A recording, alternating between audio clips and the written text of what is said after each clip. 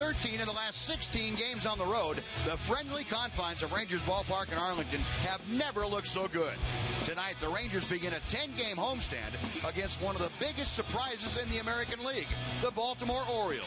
Ryan Dempster gets the ball as Texas gets a close look at a possible playoff opponent. It's the Rangers and Orioles next on Fox Sports Southwest.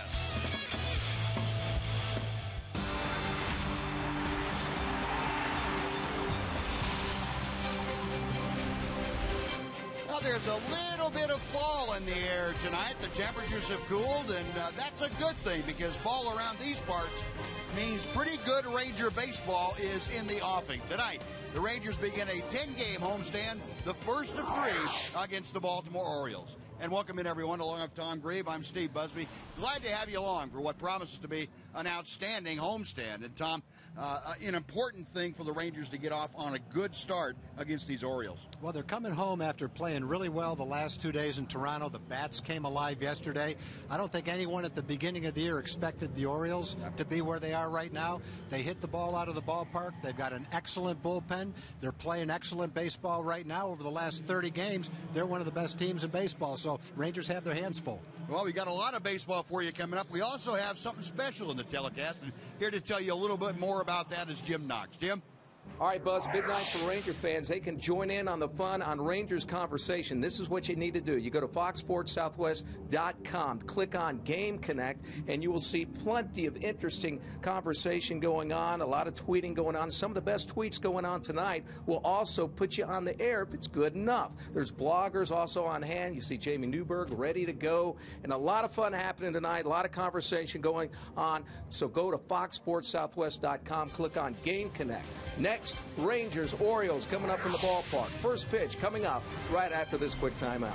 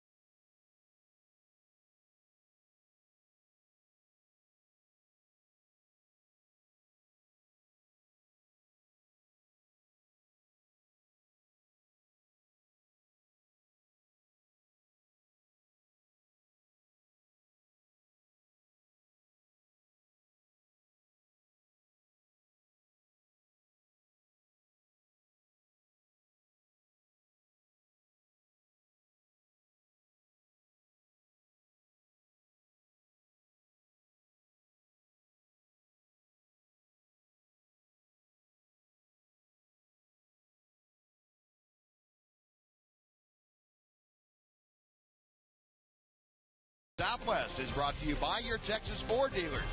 Head to your Texas Ford dealer for the summer sales event and enjoy some of the greatest deals of the season. Ford is the best in Texas. By Budweiser. Great times are waiting. Grab some buds. and by the Progressive Insurance Group. For a money-saving car insurance quote, call 1-800-PROGRESSIVE today. Well, to kick things off, let's head on down and say hello to Emily Jones. Emily? Well, Ryan, Dempster going tonight for the Rangers. It is Miguel Gonzalez. I had to look down at my notes because the Rangers have never seen Miguel Gonzalez. I do know that he is 2-0 with a 1.29 ERA in the month of August. And facing a guy for the first time does present a certain set of challenges for this Rangers offense. Yeah, the first about you try always to. I mean, you see videos of the pitcher, but it's not the same when you stand in home plate. The first about you trying to see how his pitches move, how his tendency is, if he has some life on the fastball, if he move, if he cuts away from you, things. So the first about is kind of to see what kind of approach you're going to have in the next couple of bats, and after that, you feel more comfortable. So a little more communication going on in the early innings, especially since they have not seen Miguel before. And the only good news, perhaps, since the Rangers have struggled, tend to struggle the first time out against guys like this, the fact that he's not a lefty. So there is some good news in all this, guys. Yeah, thanks, Emily. Yeah, there is. There is that, and they're swinging the bats pretty well. So Miguel Gonzalez is going to pose a threat, but so are the Ranger bats. It'll be interesting to see who wins that early battle in that game tonight. Now let's take a look at the Baltimore Oriole lineup that Buck Showalter has assembled. Nick Markakis leads things off. He's the right fielder. The second baseman is Robert Andino. Nate McLeod bats third. He plays left field. The center fielder and cleanup hitter is Adam Jones. Matt Wieters, the catcher, bats fifth. The DH tonight, former Ranger Chris Davis. Hitting sixth, playing first base, Mark Reynolds. Omar Quintanilla, another former Ranger, the shortstop, bats eighth. And Manny Machado, the 20-year-old rookie, is batting ninth and playing third base.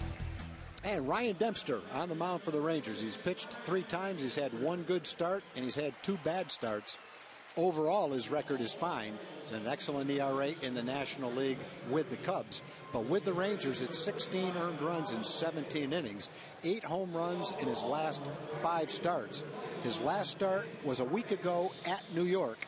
6 innings, 9 hits, and 8 runs. So if you ask Ryan and said, what do you have to do to have more success, he will say, I have to locate my pitches better. I can't hang my breaking pitches, and I have to use my fastball on both sides of the plate and keep it away from the hitter's zone. You know, the veteran Bob Davison calling the balls and strikes as Markakis goes after the first pitch. And Mitch Moreland underhanding to Dempster, so 1 pitch and 1 away. We'll take a look at the rest of the Ranger defense tonight in the outfield. Murphy, Hamilton, and Cruz left, center, and right. Saw Mitch Moreland handle that ground ball. He's at first. Kinsler and Andrews up the middle. Adrian Beltre at third base. Giovanni Soto behind the plate. And the 35-year-old right-hander from British Columbia, Ryan Dempster, is on the mound. The one away very quickly, and Robert Andino, the second baseman, will step in.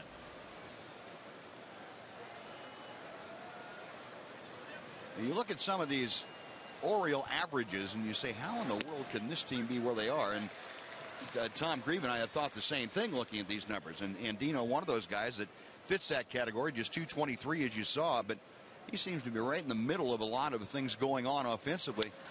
And he loops one into center field. Kinsler and Andrews, Elvis Andrews, a couple of steps into the outfield grass. Andino is retired. There are 2 gone for Nate McLeod. Yeah, the Orioles, if you look at them offensively, they don't really impress you when you look at the numbers. They impress you when you look at the home run line. They've hit 150 home runs, but they hit 244, which is 14 points below what their opponents hit. They've scored fewer runs by probably 40 than their opponents have scored. Their starting pitching is a little bit thin, but they've got a really good bullpen. They've got a deep bullpen, and the guys at the end of the game just don't get scored on.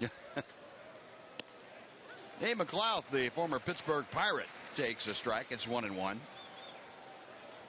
McLeod with 16 at-bats lifetime against Ryan Dempster. He is 5 for those 16, a .313 hitter lifetime. And a pitch fouled straight back. And the count moves to a ball and 2 strikes. McLeod had hit a .140 with the Pirates in 40 games or so this year, and the Pirates said, well, that's not going to work. And so the Orioles picked him up. got himself going again at AAA, and he hammers this to right field.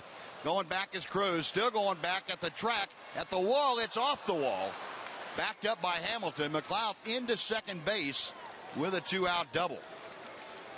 Well, the good news is it looked like a home run and turned into a double.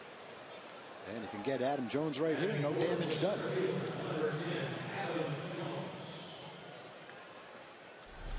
Well, McLeod, the 2-out, 2-bagger.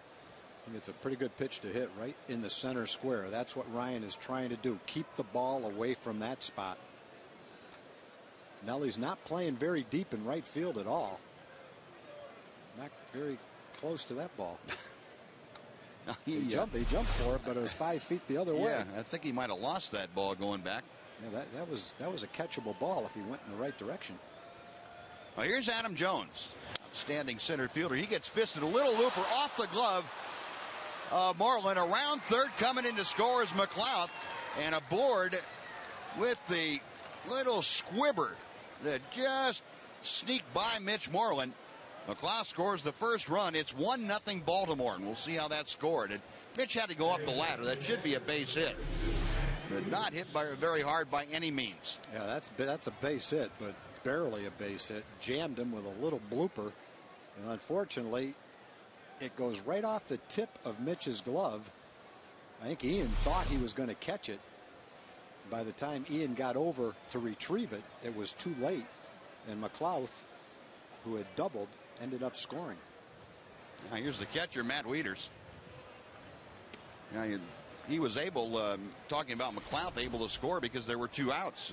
If he has to hold up to make sure that ball is caught, if there are fewer than 2 outs, he doesn't get any further than the third base. But woulda, shoulda, coulda. First pitch to Wieters is high and outside. 1 ball and no strikes. Wieters, the switch hitting catcher. Good power numbers this year. 17 home runs, 62 driven in.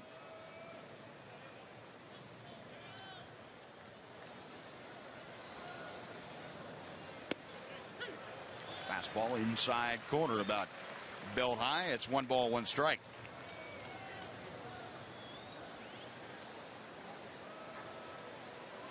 So an early Baltimore lead.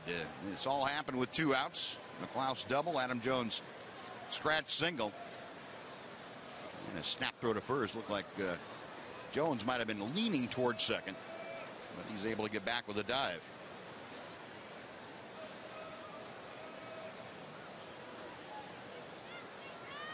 Jones having a little running conversation with Mitch Moreland over there. Took something off it, and it's a ball and 2 strikes now to Matt Wieters.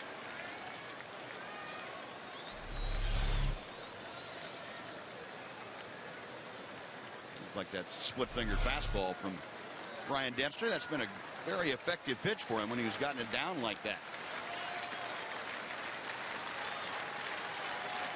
Dempster's 1-2 pitch coming. And the count evens. Orioles do not run an awful lot. That's not one of the things they do well as a team. There's 38 stolen bases in 64 attempts.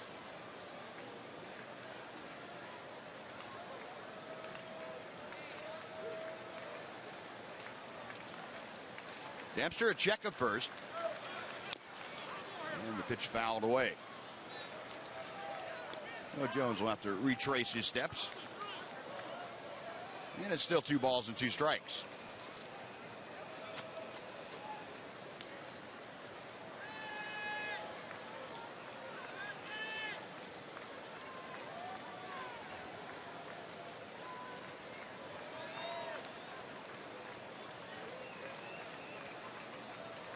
Wieters, one of the all-star catchers in the American League. First time that he was on that club, and also coming off a year that saw him win his first Gold Glove. Hard to believe that he was the first Oriole catcher to ever win a Gold Glove. As good as a defensive teams as Baltimore has had over the years. There goes Jones. The pitch is inside. The throw is late. And Jones swipes second base. That's his 12th of the year in 18 tries. Close play, good throw. Looked like he did slide in there before the tag, though.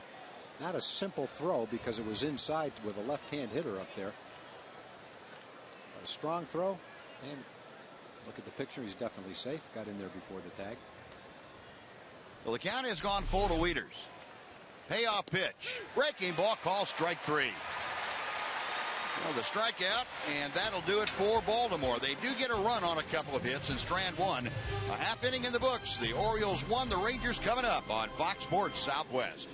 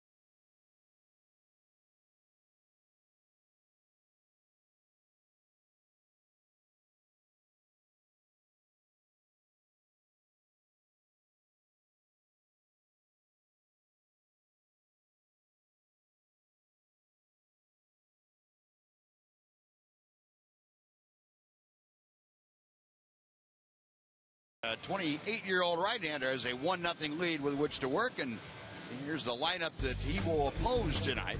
It's presented by Ron Washington. Ian Kinsler leads off, then this is shortstop Elvis Andrews. Batting third, playing center, Josh Hamilton. Adrian Beltre bats cleanup, plays third base. The right fielder is Nelly Cruz. Michael Young handles the DH chores. He hits sixth. David Murphy is in left, batting seventh. The catcher is Giovanni Soto, and Mitch Moreland, the first baseman, bats ninth. Look at Miguel Gonzalez. Very interesting story. He's having a nice season. Hasn't been up the whole season, but while he's been up here, he's done a great job. 5-2. Last 3 starts, 1.29 ERA. Opponent's batting average below 200. On the road this year, he's pitched very well. This is a kid who was not drafted. He was signed by the Angels as a non-drafted free agent. He was released by the Angels. Fred Ferreira, the famous Latin American scout, saw him pitching last winter in the Caribbean World Series for the Mexican team, liked him, recommended him. The Orioles signed him at the beginning of spring training, and here he is pitching lights out in the big leagues. Pretty nice story.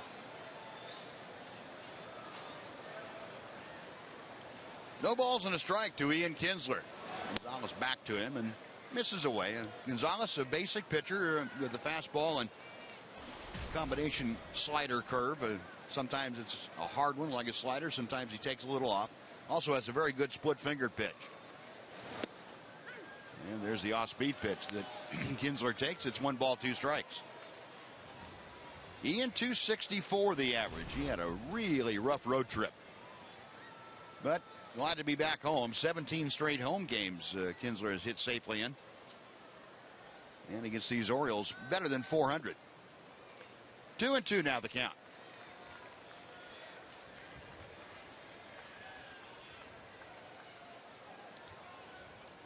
Miguel Gonzalez, born in Guadalajara, Mexico. Grew up in Southern California and misses low with that pitch. It's 3-2 now, so Ian has worked the count full, and we'll see if he can't get aboard to start things off. Elvis Andrews will follow Kinsler in the order. Payoff pitch on the way. Kinsler drives one down the left field line. It's hooking toward the corner. It is fair ball and into the corner. One hop off the wall, and Kinsler Easing into second base, a leadoff double for the Rangers. Well, the Rangers pounded the ball yesterday in Toronto. Might be the hardest they've hit the ball all year in one game. And hopefully it carries over into the series at home. And right off the bat, Ian got a nice low fastball to hit. Drilled it down the line, just barely kept it fair inside the chalk. And a good start to the Rangers after they gave up a run they'd rather not have given up in the top of the first inning on a couple of balls that I don't think should have led to a run, Bud. Yeah, I don't disagree with you, Tom. I agree with you 100%, as a matter of fact. But maybe they can make up for it here and get some on the board early themselves. Here's Elvis now, and it will be probably pretty much up to him how he wants to try and get Kinsler over as he takes inside for ball one. And Matt Wieters going to go out and have a chat with Miguel Gonzalez. Guys were talking about not having seen Gonzalez before, the kinds of pitches that you might expect. They're going to have to find out when they go up there what it looks like. But I think typically, Tom, you might have experienced it yourself. When you don't know a pitcher's likes and dislikes, you tend to go on what the catcher tends to call, don't you, the first couple of times? Yeah, I guess. And, you know, we talk about this a lot. When you face a guy for the first time, you watch the video. You get an advance report, so you know what pitches he throws, you know what velocity they are. Then you watch him, you get to see how other hitters react. But I really don't think it's the same until you step in the box and see how the ball moves and get a feel for it yourself.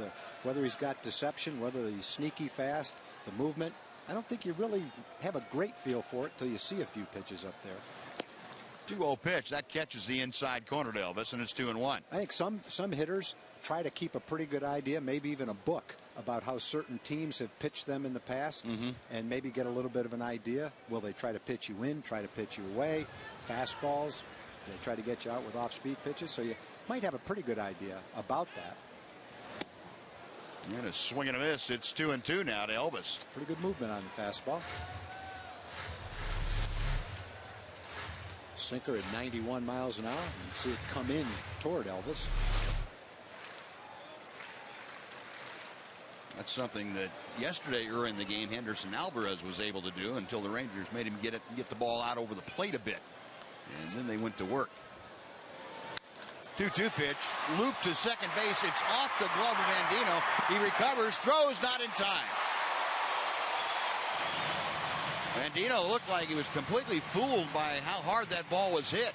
Yeah, I thought he was going to catch it in the air. It was a nice job by Elvis trying to hit behind the runner to move Kinsler to third base. But because it was a line drive, Ian can't go to third base because it might be caught. Andino knocks it down. Couldn't catch it in the air, I guess.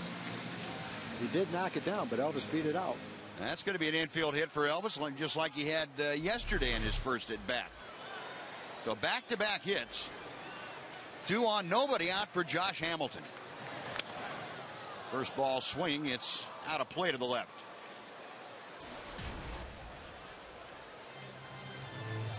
Hamilton with those numbers. 287 the average, and Josh has been going in fits and starts of late. He had been on a pretty good streak, then cooled off a bit, and then started driving in more runs. Has an opportunity here in the first inning. 1 ball, 1 strike.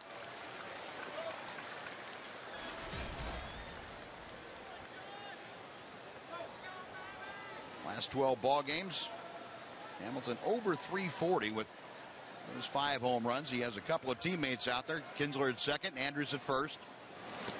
And the breaking ball is a bit low. It's 2-1. And at first blush, taking those 2 pitches that were out of the strike zone a bit and down the second one, that's a good indication that Hamilton is kind of locked in mentally anyway at this at bat. Gonzalez back to the plate. A rip and a miss. And the count is even at 2-2.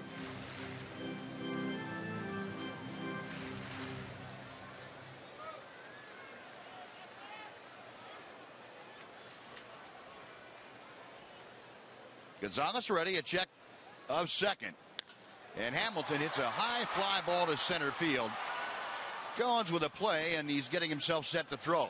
Kinsler tagging. The throw will come into second. And Andrews staying at first base, but Kinsler advancing to third. He's there with one out, and Adrian Beltre coming up. You get a look at the rest of the defense for Baltimore tonight. McLaughlin in left field. You saw Jones, Markakis in right, Reynolds at first, Andino and Quintanilla up the middle. Manny Machado at third. Matt Wieters is handling Miguel Gonzalez. That was a good play in center field by Adam Jones.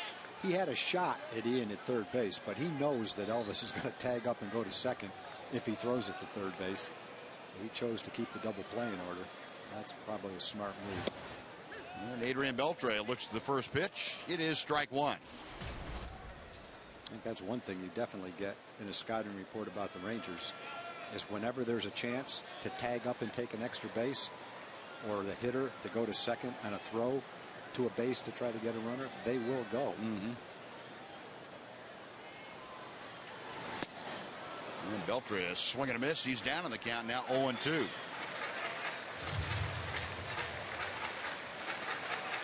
Adrian 0 for 4 yesterday.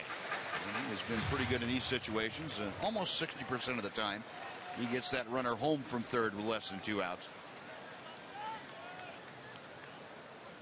The 0-2 offering. Line drive right at the shortstop. Quintanilla goes down to one knee to pick that off the ground. And Beltre a hard out. There are 2 gone for Nelly Cruz. Yeah, that's baseball. Adam Jones hits a little jam shot that just barely bloops off Mitch Moreland's glove for a run. Adrian hits a rope right at the shortstop for an out.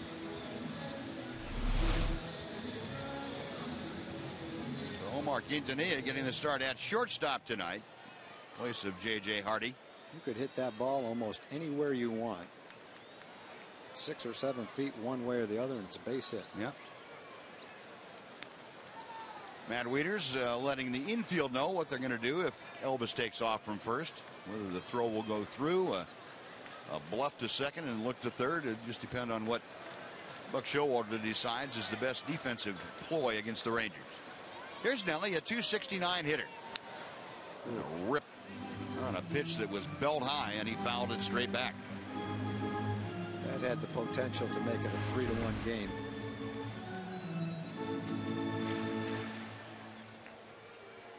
Nelly now 19 home runs. He is tied with Adrian Beltre for second on the club with those 19 round trippers. 73 RBI is second only to Hamilton's 102. Gonzalez back to the plate, and the pitch outside to Cruz. Nelly threw 2 for 3 yesterday. Had a double and an RBI.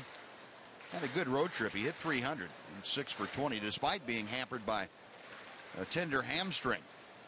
Cruz on the 7-day trip drove in 4. 1-1 pitch. Breaking ball hit in the air to right field. Moving back, Markakis still going back, but he has room in front of the track and puts it away.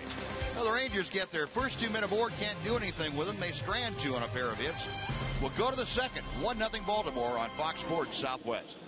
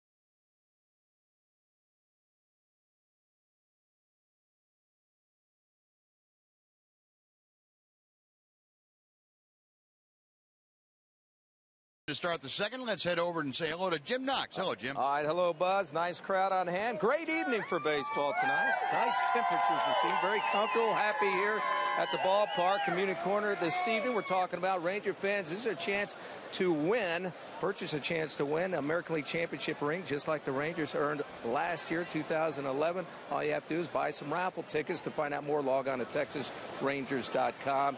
Get a chance to earn part of history there. Buzz? All right, Jim, thank you. Kind of 1 ball and 1 strike to Chris Davis.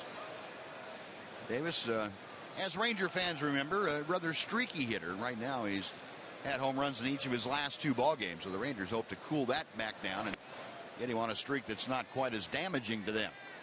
2-1 the count. Numbers for Chris this year: 20 home runs, 63 driven in.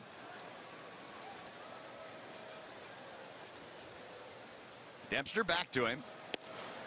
And that's a strike on the inside corner. Just about belt high. It's 2-2.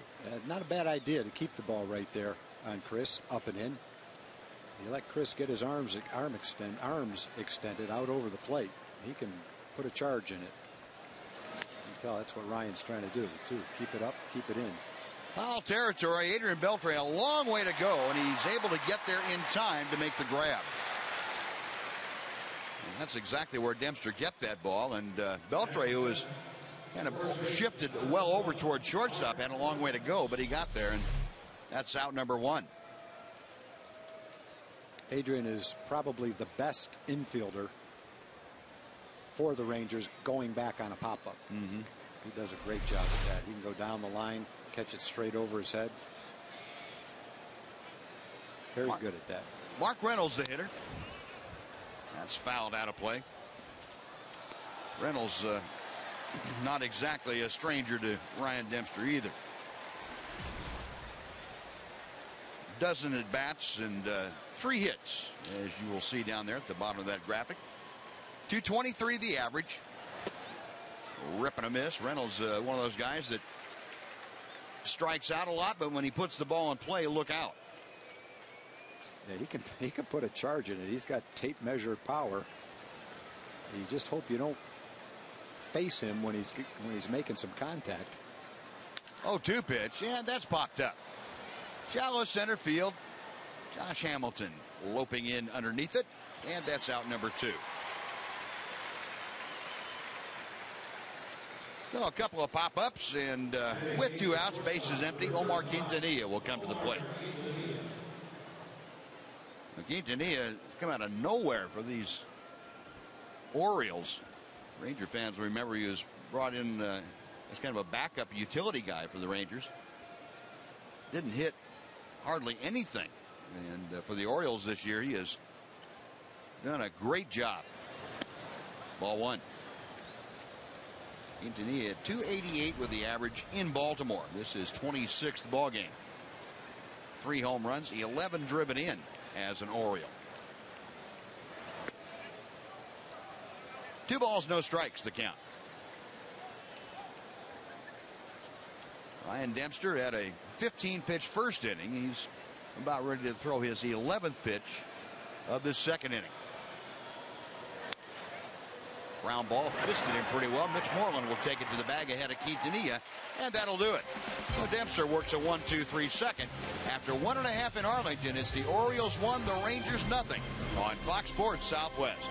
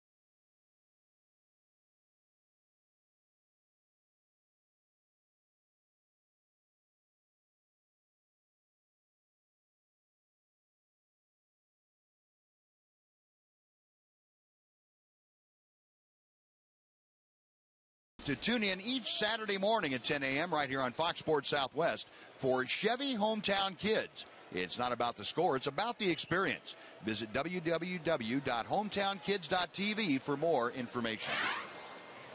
Michael Young starting off the Rangers' second inning, 1-0 Baltimore. Michael, of course, a huge 5 RBI day yesterday. His first home run in some 88 ball games. And the breaking ball is in and over, about knee high. It's 1 ball, 1 strike.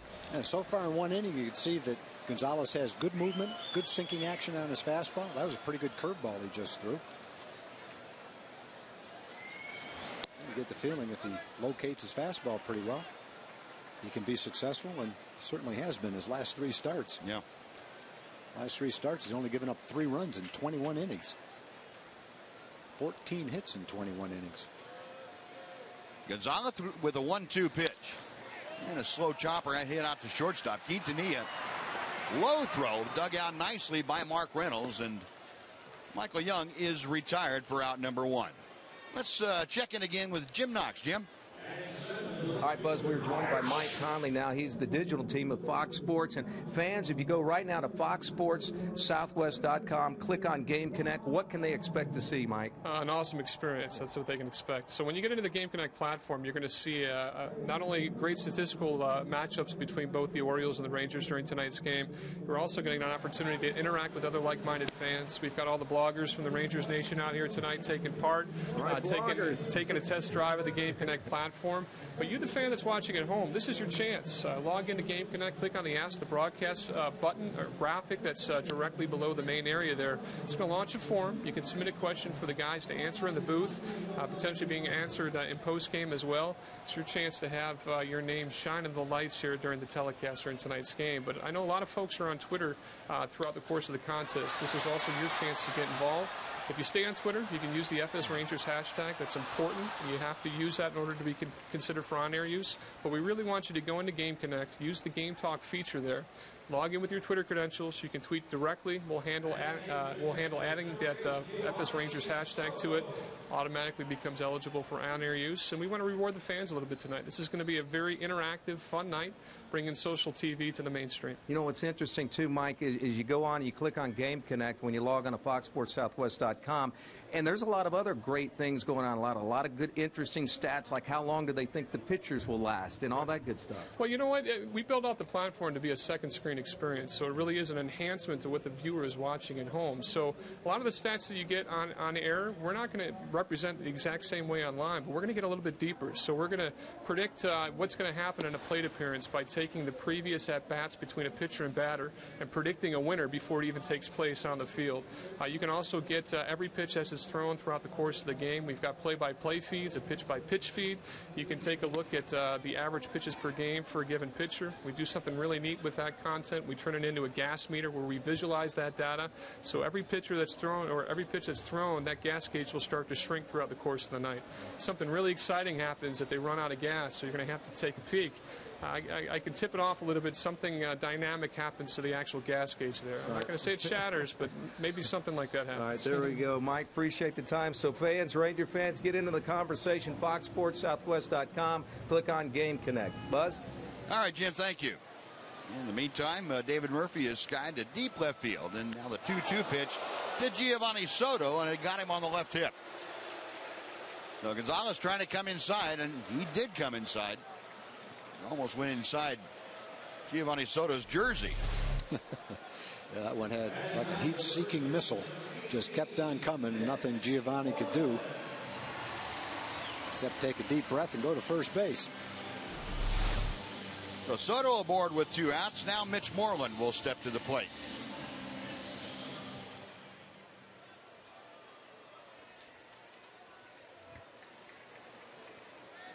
Moreland comes in hitting at .290 for the season.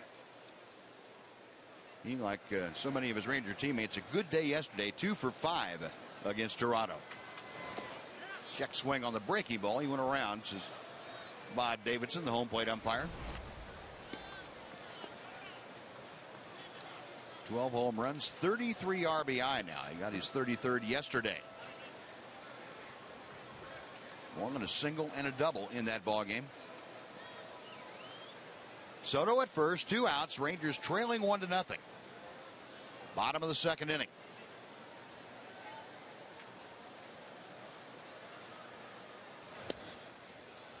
One and one. Now, Mitch, you go back over a little longer time frame, the last 9 ball games, hitting at .345. He's been very, very consistent since coming back off the disabled list the end of July.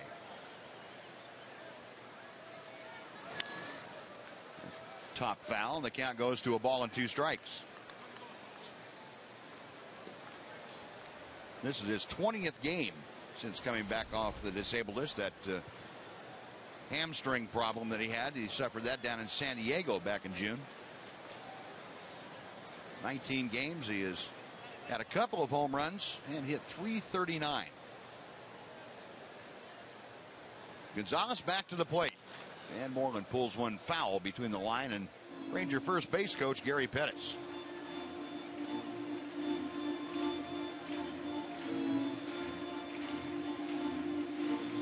One thing, Tom, you and I have noticed both about Mitch Moreland is he's still using the entire field, and well, when a guy like Mitch can do that, his batting average generally is going to skyrocket pretty well. Yeah, that's certainly in his best interest because he's got such good power the other way too. 2-2 the count.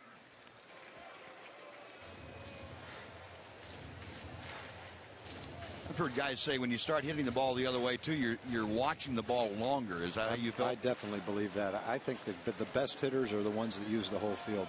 And I would think as a pitcher, they would be tougher to pitch to than guys that tried to pull the ball. No doubt. No doubt.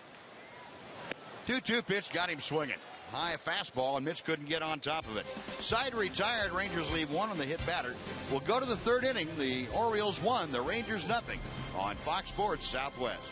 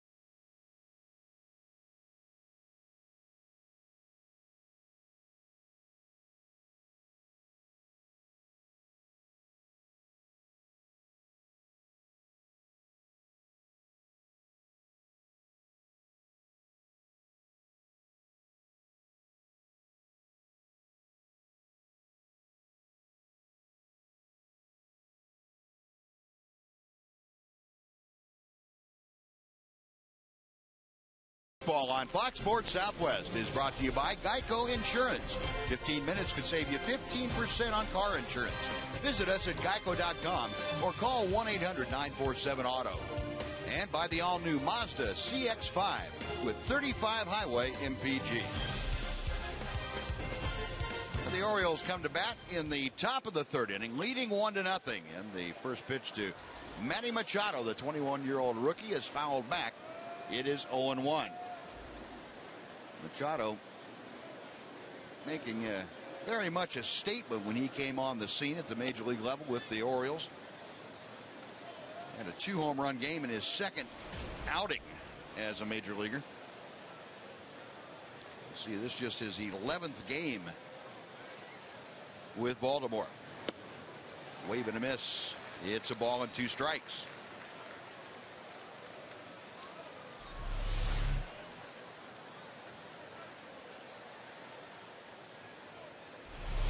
Dempster back to Machado. Check swing. He went around, says Bob Davidson. The tag applied by Giovanni Soto, and Machado strikes out.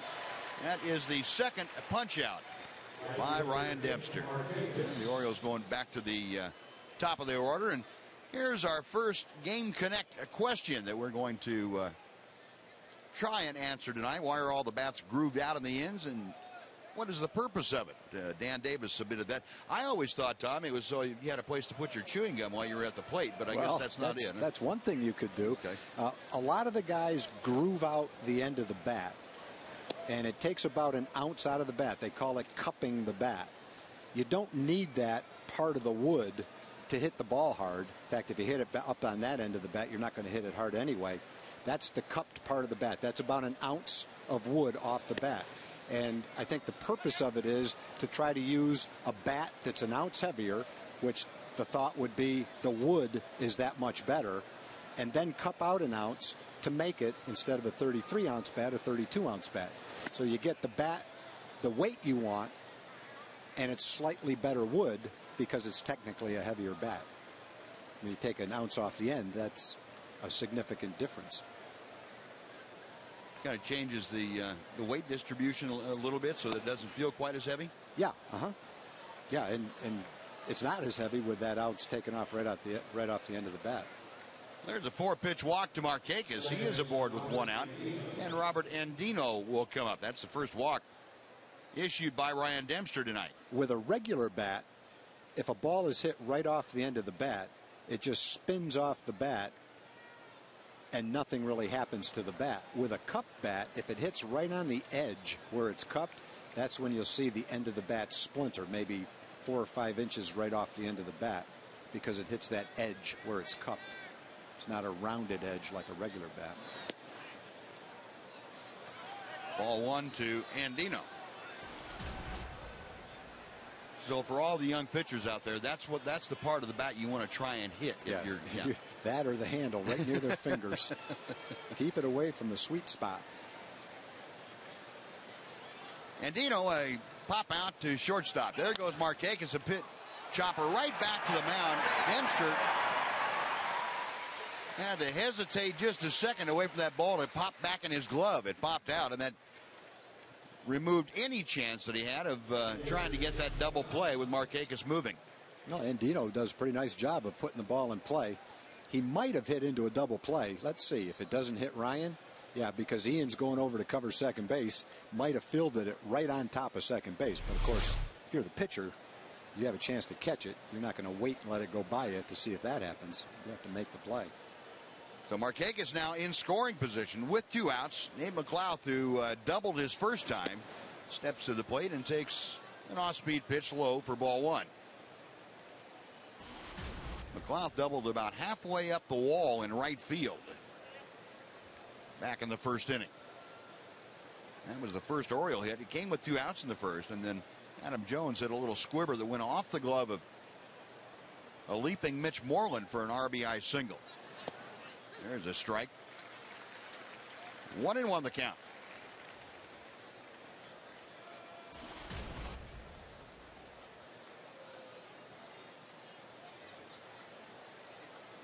McLeod, the veteran outfielder, so having a few problems the last couple of games. It's his slow chopper right over the bag at first. It stays fair, and Moreland right there to step on first. Side retired. The walker left stranded. We finished 2.5. It remains the Orioles 1, the Rangers nothing on Fox Sports Southwest.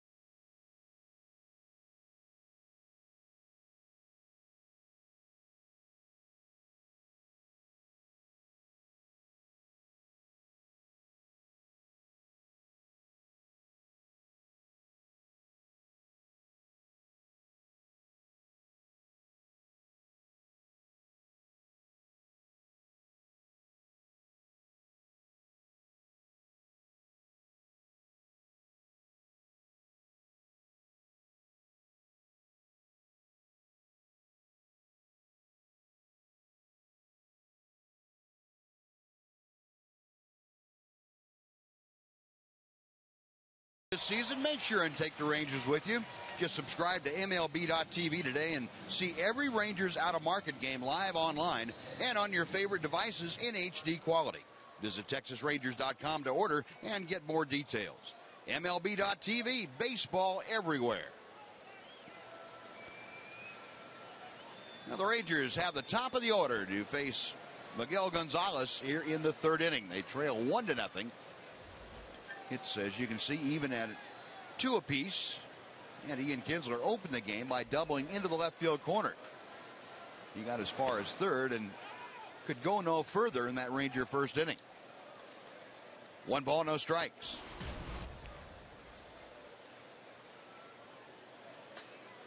Kinsler, you remember, snapped that 0 for 21 streak with his third inning double yesterday. And ball 2 is high.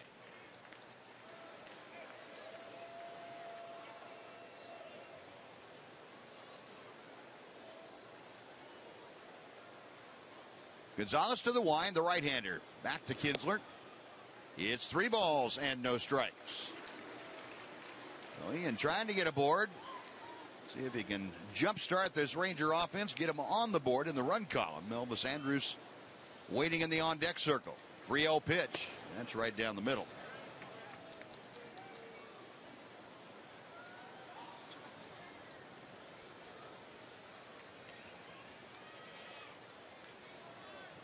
Gonzalez and misses inside, ball 4. Well, Ian draws the leadoff walk. Now let's go back to our Fox Sports Southwest studios for a game break with Dana Larson. Dana?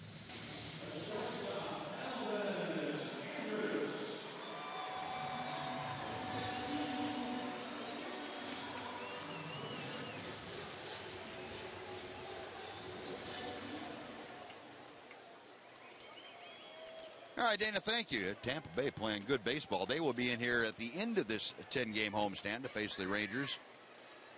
Week from tonight, start a 3-game series at Rangers Ballpark in Arlington. Well, let's have a couple of shout-outs. August 18th was Barbara Lee's 80th birthday, and I missed that. I'm sorry, Barbara. I hope you have a happy 80th birthday, though, on the 18th. Eugene and Mickey Smith from Van, Texas, recently had their 60th anniversary. Congratulations.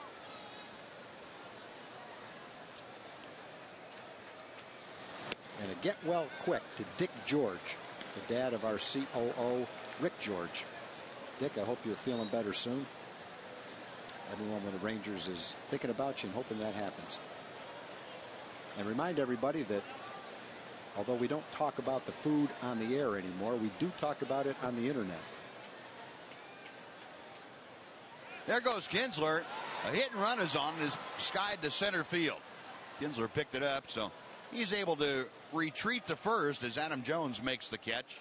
And that is out number 1. Before Josh Hamilton steps in, let's go back down and say hi to Emily Jones. Hi, Em. Well, guys, as the ebbs and flows of this season have gone on for Josh Hamilton, he says he is doing his best to alter his approach at the plate.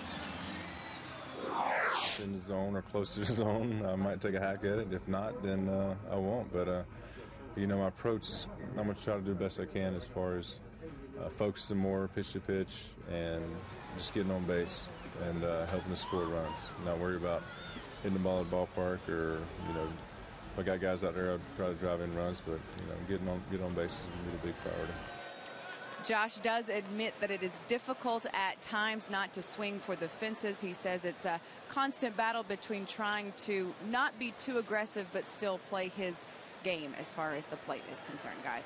All right, Emily, thank you. And we put that into practice, it's going to make anybody better. And Josh, with the ability to hit the ball the way he does, boy, if he refined his strike zone a little bit, he would be doubly tough. And that's hard to imagine. Yeah, that's pretty much what he has started to do in the last 12 games, is lay off those pitches a little bit out of the strike zone, try to get the pitch up. 5 home runs and 12 RBIs in 12 games. That's not bad. 0-1 pitch to him, just off the outside corner. And yeah, kind of to go back what he was talking about getting on base and scoring runs. He only hit 231 on the just completed road trip, but he scored 7 runs in the Rangers 7 ball games. So when he got on base, guys were able to drive him home, and that's just as important as being able to drive the ball out of the ballpark in some contests anyway. Well, if you're the third place hitter in a lineup, it means you can run, and it usually means you're the best hitter on the team. And so when you're not hitting the ball out of the ballpark, it stands to reason that if you can get on base with your speed, especially on a team like the Rangers, there's good guys hitting behind you. Yeah. You got Beltre, Cruz, Murphy, Michael Young. And you will score a lot of runs when you get on base. Beltre waiting in the on-deck circle, hoping to have a couple of runners aboard when he comes to the plate. Because just to go back to the internet, if you go to foxsportssouthwest.com, click on Tom's Treats, you will get to see the food that we've been sent up on any given night. Got a bunch of stuff tonight. Want to thank everybody, and to see it and hear about it, there's where you go and what you do. It will not be an Academy Award production. We will warn you ahead of time. Far from it. In fact, if anything, you might get a little laugh out of it. But if you do want to see the food and what we thought about it, go for it. That's rivaled the Food Channel, I thought. 1-2, the count to Hamilton. And that pitch fouled away by Josh. Well, Josh had a pitch to drive his last time up. He just got underneath it a little bit. He drove it pretty well. Fairly deep center field. Just hit it a little bit too high to carry. Doesn't look like the typical jet stream tonight. In fact, if anything, I'm not sure it's helped the fly balls tonight. Yeah. Might have knocked him back a little bit. Yeah, kind of blowing out almost out of the east, a little bit south of due east, coming in from straightaway left field. Again, the 1-2 pitch. Pulled on the ground, foul outside first. I thought off the bat that McLeod had hit the ball pretty well to right field. It went for a double, and thought Nelly Cruz hit his ball pretty well to right field. That really didn't even get to the warning track. They might have to smoke one to get it out of here tonight, but that's okay. Both teams hit a lot of home runs.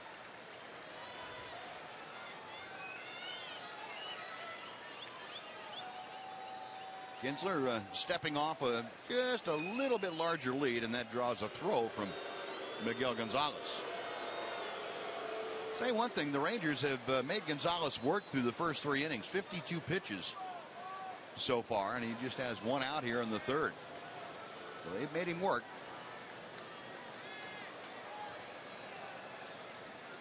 Right-hander sets. And he misses with a breaking ball. Josh able to lay off that pitch. It's 2-2.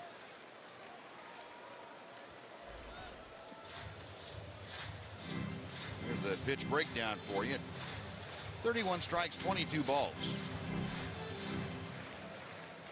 Gonzalez has had a history of injury. Had Tommy John surgery 3 years ago.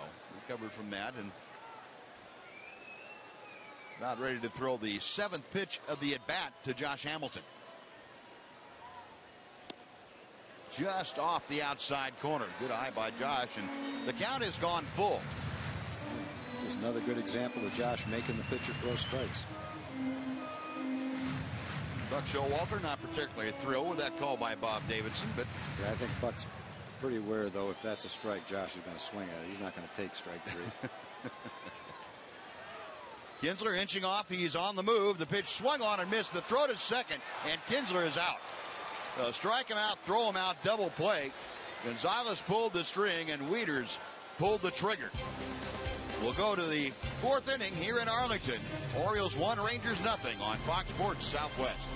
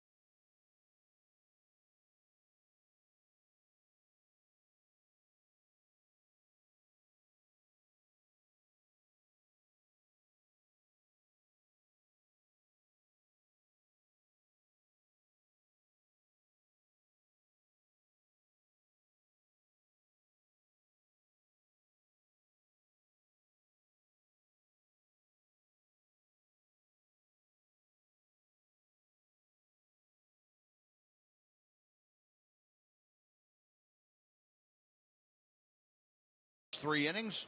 Ryan Dempster just 2 hits and a run, 1 walk, 2 strikeouts. Miguel Gonzalez, more pitches, but 1 less run. That's the important thing. 2 hits for him also, and also a couple of strikeouts. Well, the Orioles come to bat here in the 4th inning. It'll be the middle third of their order to face Ryan Dempster. It's Jones, Wieters, and Davis. Breaking ball is a bit outside for ball 1.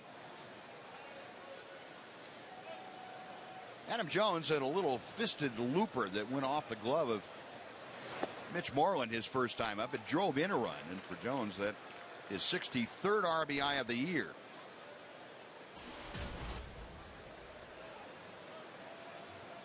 That is the most on the Oriole club by 1.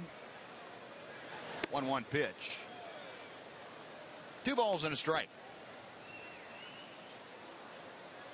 Orioles signing Adam Jones earlier this year to a 6-year contract extension, really saying that they're going to make him their centerpiece of future Oriole ball clubs, and they've got a good one. 24 home runs, 62 runs, or 63 runs driven in this year, and getting on base, stealing bases, a great center fielder, a Gold Glove center fielder. If you're going to give that kind of a contract, that's the kind of guy you want to give it to. Young, strong, durable, and talented. And someone that wants to be an Oriole, too. Yep. He wants to be that guy for the Orioles.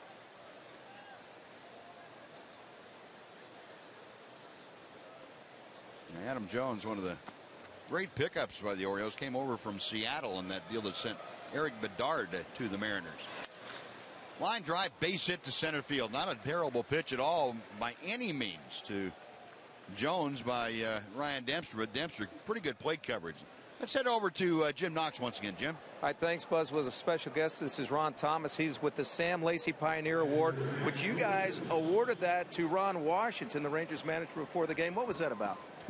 Well, the award comes from the National Association of Black Journalists Sports Task Force. And the Sports Task Force is an organization of print and broadcast and online black sports journalists from around the country.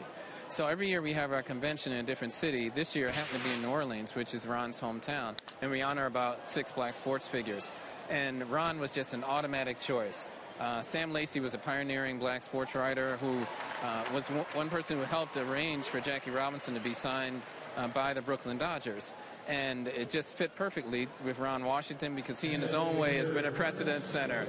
He's the most successful manager in the Rangers history. He's only the 2nd minority manager to appear in the World Series 2 years in a row. And he's one of only 4 in baseball history since the Division Series started to bring their team to the World Series 2 years in a row. So obviously he is deserving of the award. There we go, Ron. Well, I appreciate the time and welcome to the ballpark and appreciate that. Thank you. Thank you. Buzz? Thanks, Jim. A great honor bestowed upon Ron Washington before the ball game tonight. Congratulations to Ron, and saying it's well deserved, I think, is an understatement by quite some. 1 on, 1 out. Adam Jones, the runner at first. Chris Davis at the plate, and Jones now drawing some concern from Ryan Dempster. A couple of throws. Jones stole a base the first time he was on there in the 1st inning. Chris Davis 0 for 1 with a foul pop out. Jones has been thrown out 6 times. He's got good speed. And you let him get a good jump, he'll steal it. You hold him tight, keep the jump down, you'll be able to throw him out.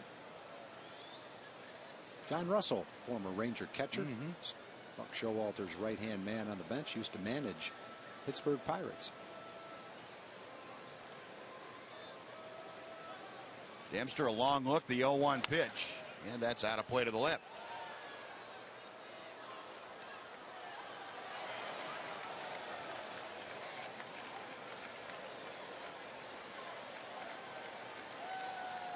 Ryan Dempster, it would appear tonight, much better command of the fastball. As a matter of fact, all of his pitches look much sharper tonight.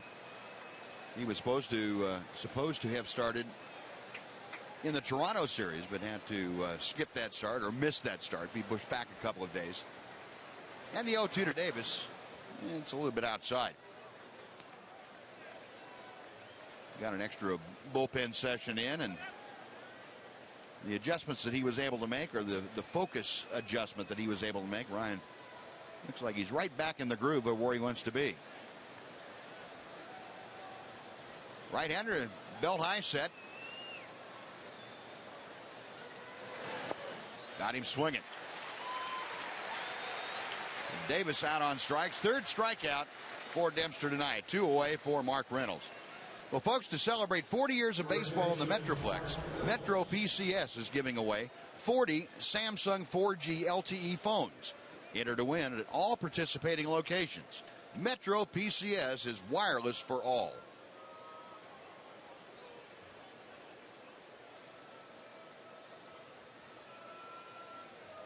Cheesehead. Maybe he had to redeem an airline ticket, and this is the only destination he had.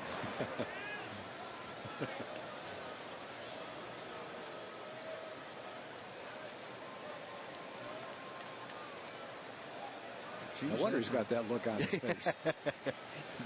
I don't know any of these guys. They changed their whole team. Where's Ryan Braun? First pitch to Reynolds is a breaking ball that's just a bit wide of the mark. It's 1-0. Reynolds a fly ball to center. Back in the second inning.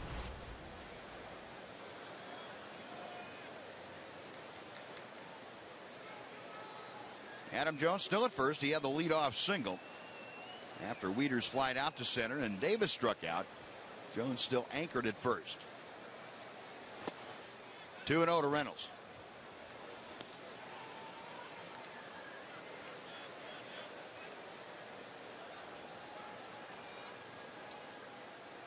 Reynolds, an original draft pick by the Arizona Diamondbacks back in 2004.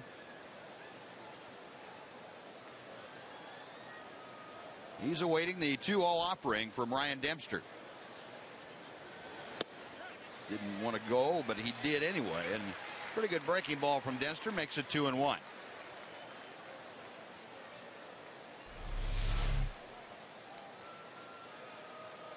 A good changeup today, boy.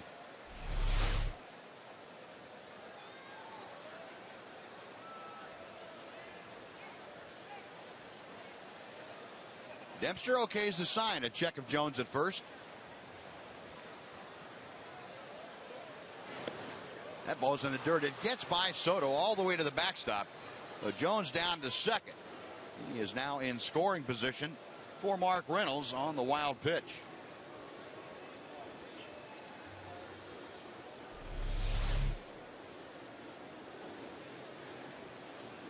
Got his glove turned around, it looked like. Instead of getting the palm up, like he had the back of his glove facing the ball. Kind of kicked off the glove. 3 balls and a strike to Reynolds. If Reynolds is able to reach, Omar Quintanilla, the left-handed hitting shortstop tonight, is waiting in the on-deck circle.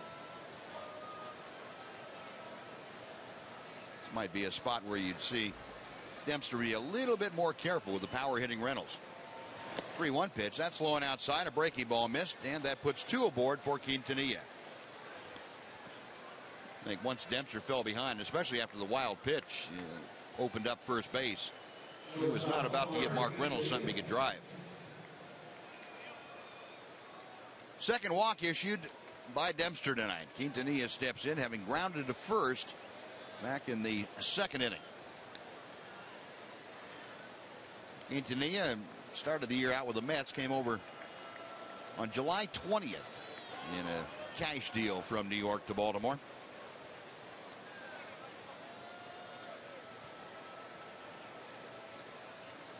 First pitch to him is a strike at the knees. Got Jones at second, Reynolds at first, Quintanilla at the plate.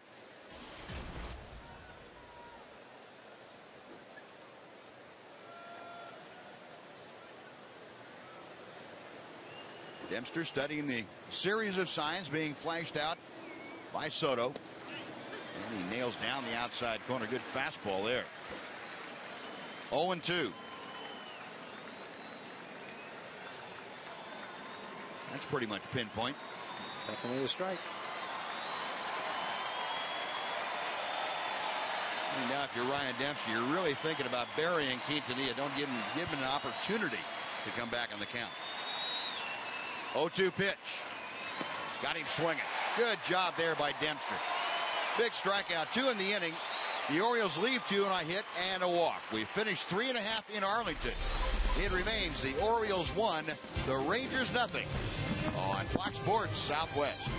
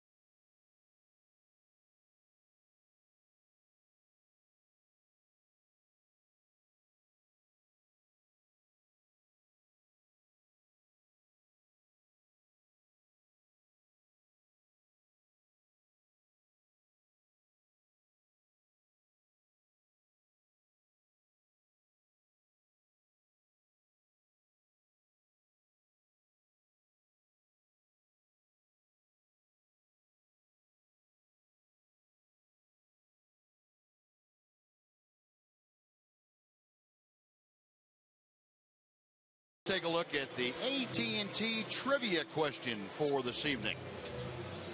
August 4th, the Orioles catcher Matt Wieters had 2 stolen bases. Okay, who was the last O's catcher to have 2 steals in a game? Yeah, I would guarantee you it wasn't Andy Etchebarren. Etchebarren might have been the slowest human being I've ever seen. Well, he and Benji Molina could probably race and never finish. Yeah, the thing about how far it was. Thing about Andy, he was in good shape. Yeah. You know, he wasn't a huge guy. No. He was a normal looking guy. His legs just didn't go that fast. He ran just as hard as everybody else. Did. Yeah. He just didn't get there as fast. Ran in one place too long.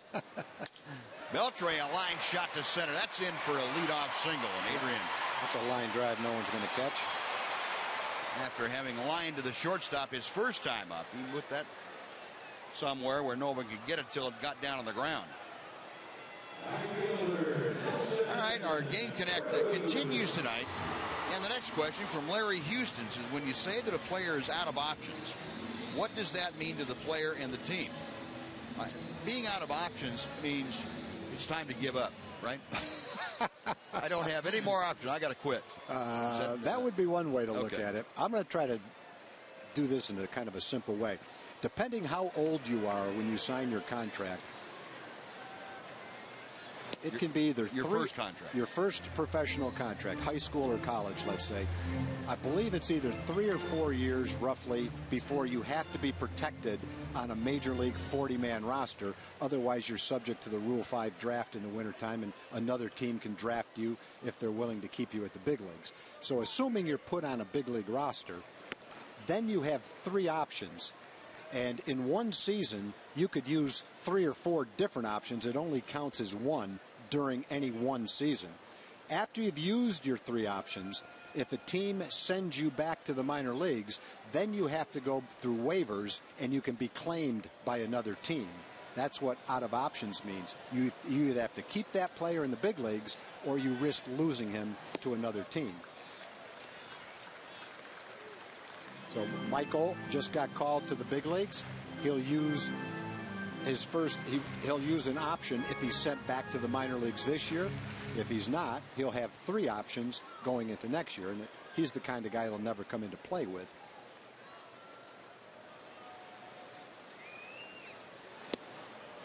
Three and 1, the count to Nelly Cruz. That's a very good explanation. I believe that Darren O'Day was claimed on waivers along, I believe, by the Orioles. I'm not positive on that one, but I can look that up. But there are a number of players claimed on waivers who end up being good players for other teams. That team that put them on waivers just didn't have room for them. So they had to put them on waivers before they could send them back to the minor leagues. You may not be claimed by another team. You go through waivers, and then you can be outrighted to the minor leagues. Nelly Cruz, for instance, was outrighted to the minor leagues. Teams could have claimed him. Nobody did. And they probably wish they did now. Yeah. And that's high in the air, but out of play down the right side. Yeah. But you never get any more options. Right? Your set of 3 that you would get originally, that's all you get. That's it. Darren O'Day was a waiver claim by the Orioles. The Rangers needed room on their roster, on their 40-man roster. They chose to try to put Darren O'Day through options, through waivers. He was claimed on November 2nd by the Orioles, and he's pitching lights out for the Orioles right now. Again, the 3-2. Breaking ball inside, ball 4. And there are 2 aboard with nobody out, and Michael Young coming up. That is the second walk issued by Miguel Gonzalez tonight. And another guy on September 1st, 2011, claimed off waivers from the Rangers with Pedro Strop. So both Pedro Strop and Darren O'Day were outrighted and claimed by the Orioles. And look at the numbers on Pedro Strop. Pedro Strop has a 1.49 ERA. Darren O'Day has a 2.49 ERA. They're both doing great. Yeah, Strop with the lowest ERA of any American League reliever. And the reason for options and waivers and that kind of thing is to keep a team from just hoarding players and to give the player some rights where he can't just continually be sent to the minor leagues. Otherwise, you could just keep sending people to the minor leagues and keep them forever. But because they have a limited amount of options, when you try to send them to the minor leagues when their options are out, then they can be claimed by another team. And that gives the player the opportunity to be in the big leagues rather than wilt away in someone's minor league system. 1-0 pitch to Michael. Out of play to the right. Well, it's time for the AT&T U-verse reverse replay. Yesterday, Michael Young. It had been 88 games since Michael had left the ballpark. And he did in Toronto yesterday. A 3-run blast, part of a 5 RBI afternoon for Michael Young. He told Emily Jones after the ballgame, he said, hey, normally now I hit these in bunches, so look out. This line to left field coming on McLeod. He dives and makes the catch. Looked like he stumbled as much as dove for it. And McLeod able to make the grab, and another fine defensive play. McLeod, the former Gold Glove outfielder with the Pirates. Well, so far Gonzalez is getting the job done, but it's catching some line drives to get it done. And McLeod probably didn't have to dive for that ball. He could have caught it about waist high just by coming in to catch it. But he chose to dive for it. Well, with men in scoring position now, Beltre is lined out to shortstop and Michael is lined out to left field. 2 balls hit extremely hard, but right at people. There's David Murphy, who sent McLeod to the bullpen wall in deepest left center field, his first time up. And the first pitch is low for ball 1. Time to dink one in. Time for a blooper.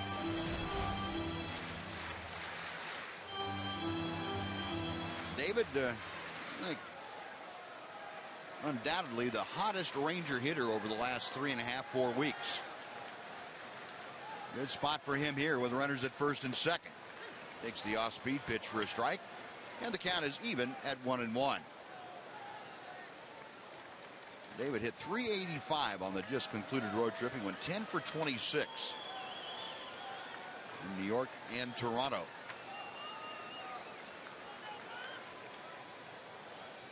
Gonzalez, a couple of checks of second.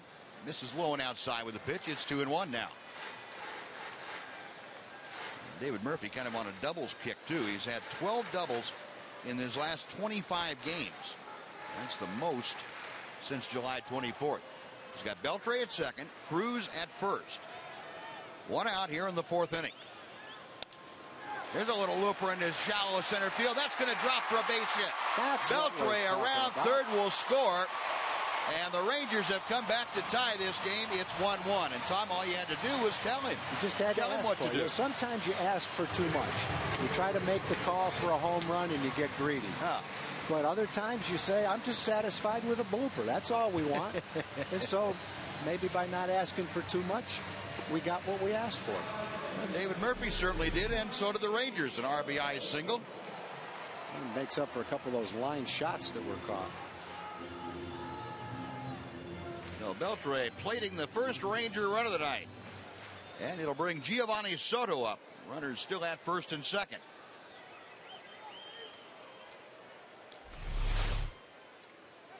Soto hit by a pitch his first time up as Gonzalez does a little inside move and decided not to throw it to second because the only one there was Nelly Cruz, and he probably wasn't going to catch it.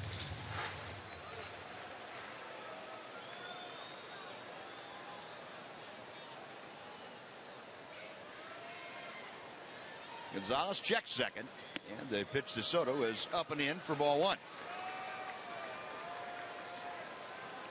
Giovanni, a good day yesterday, 3 for 5 with an RBI.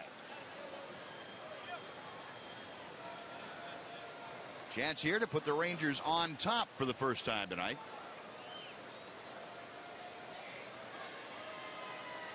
Gonzalez, next pitch. Ripped that and missed. And the count goes to 1-1.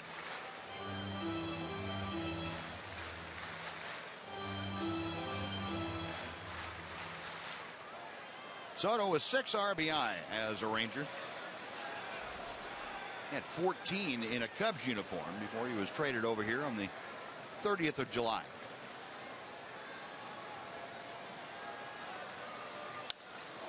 This one's popped foul. That will reach the seats on the first base side, and the count goes to a ball and 2 strikes. Yeah, good pitch by Gonzalez right there. He tied him up a little bit. He ran the fastball in on Giovanni's fists. Fortunately, it fouled it off into the stands. You don't have to worry about it. Otherwise, it'd been a little blooper to the infield. And Giovanni had 3 hits yesterday. Stroked the ball well. Got above the Mendoza line. The 1-2 pitch. Base hit to left field. Cruz around third. He's being waved home. McLeod's throw is not in time. And Giovanni Soto gives the Rangers the lead. It's 2-1 Texans. Well, he stroked the ball well yesterday, and he stroked it well again today.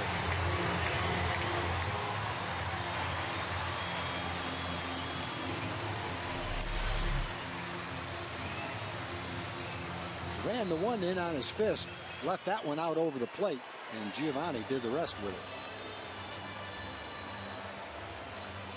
McLeod made a pretty strong throw, but Cruz putting on an afterburner coming around third, and he plates the go-ahead run. So the Rangers able to come back with a crooked number here in the 4th inning. That was close. He got in by about a foot. Nice slide by Nelly, and you're right, Buzz. Great throw from McLeod out in left field. Hey, all 3 of the outfielders that the Orioles have, they've all won Gold Gloves, but they all throw extremely well, too. They do. There's a lot of throwers in these 2 outfields. Yeah.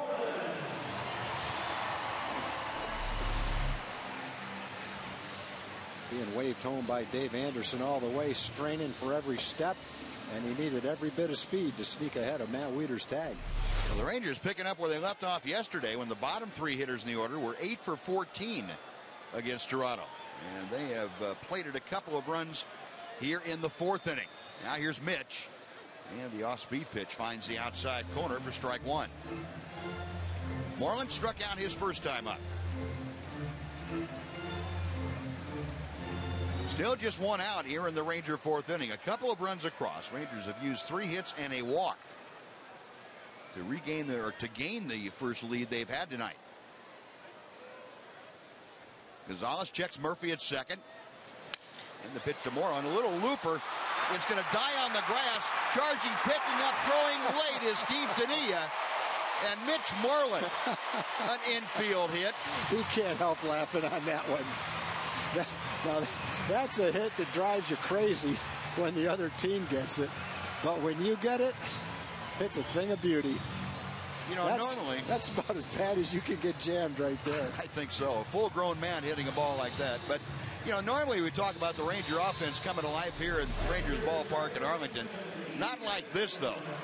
This ball goes exactly 93 feet, right back up the middle, and it's where nobody could get it. Good thing was it was hit so soft it didn't roll.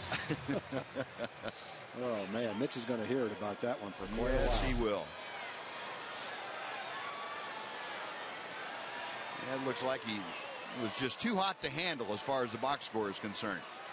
Now here's Kinsler, and Gonzalez misses up and away with the 24th pitch of the inning.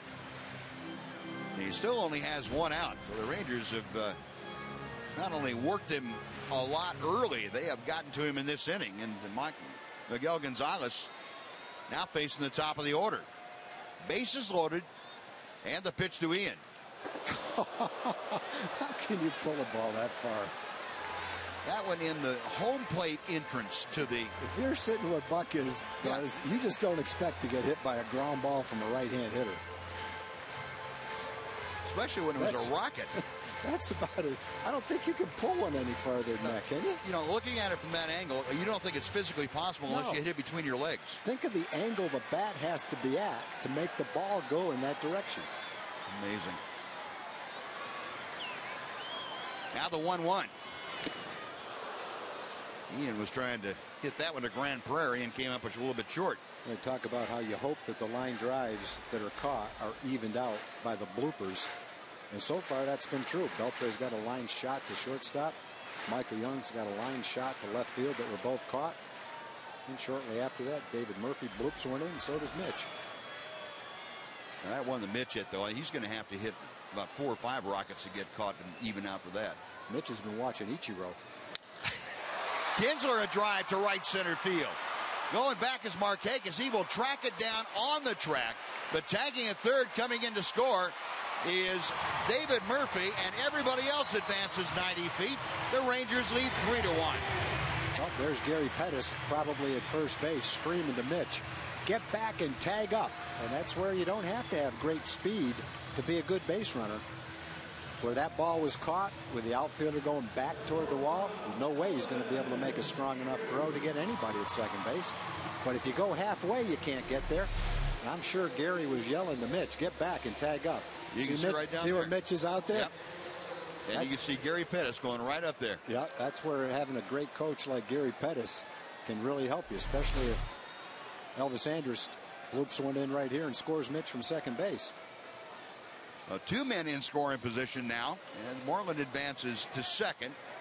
Soto is over at third, and here's Elvis, who is 1 for 2 tonight. And a ground ball to short. Quintanilla handles it, and that will do it. But the Rangers come up with 3 runs. They had 4 hits and a walk, and they lead 2. We're going to the 5th inning. It's now the Rangers 3 and the Orioles 1 on Fox Sports Southwest.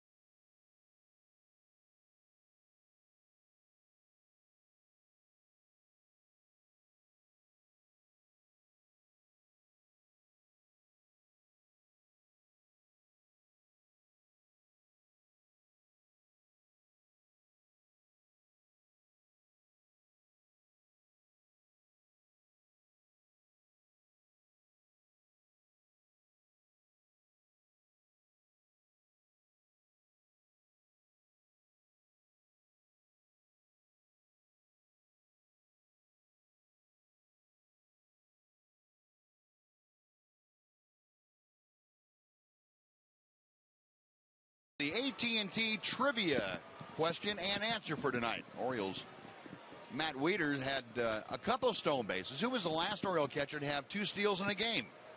The answer, former Ranger manager Johnny Oates. The late Johnny Oates had a couple of swipes back in June of 1972. His number retired out there, part of the inaugural Texas Rangers Baseball Hall of Fame class. Now Ryan Dempster now with a lead of 2 runs with which to work. 3-1 Texas, and Manny Machado, the ballyhooed rookie, leading things off. Machado went down swinging his first time. 1 ball, 1 strike.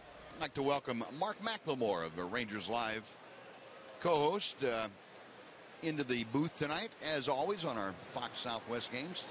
Mac able to join us and tell us exactly what's happening and why. So what's happening and why, Mac? Good to see you. Good to see you guys. Oh, well, it's been a good game so far. Yeah. You know, Dempster's looking good. I like what he's doing out there tonight. Keeping them close, keeping them in. They finally got to Gonzalez, who's been throwing well, also. Elvis, jump throw, got in. What a play by Elvis. They didn't make that play in the minor leagues. No, they did not. Welcome to the big leagues. Those are no longer hits here.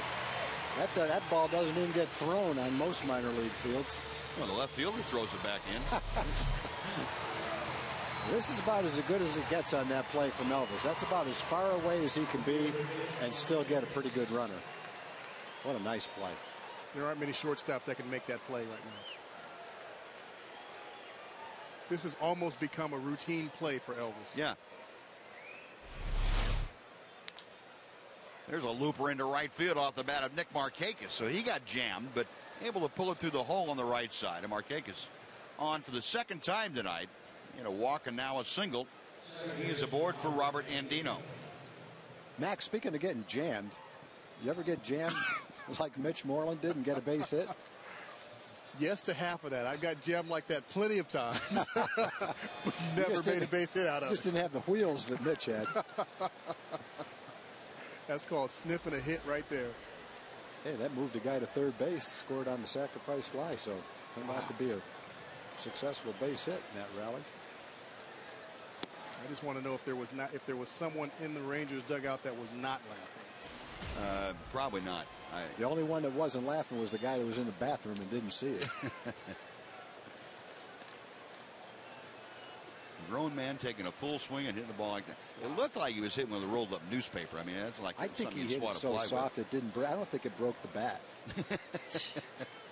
That's definitely a fine. He will be fined for that. Yeah. And Dino 0 for 2, and Dempster going to work a little bit on Markakis at first. You know, the good part about that is, though, they're going to laugh whether you're safe or out. Yeah. So you might as well be on first base with a base hit. It's a lot easier to take it then. Oh, he knew, because as soon as he turned around, he was just all smiles. He was laughing. He gave the hit sign, though, from first base. And Dino hits one right up the chute. A little pop-up that Adrian Beltre will take care of. That's out number 2. Well, folks, the brand new Batter's Eye Club at Rangers Ballpark overlooks center field, gives you an unparalleled view from the lower level. This modern venue serves as a party suite for over 100 guests. And individual, all-inclusive tickets are available for some games, starting at only $100. Visit TexasRangers.com/batterseye for details.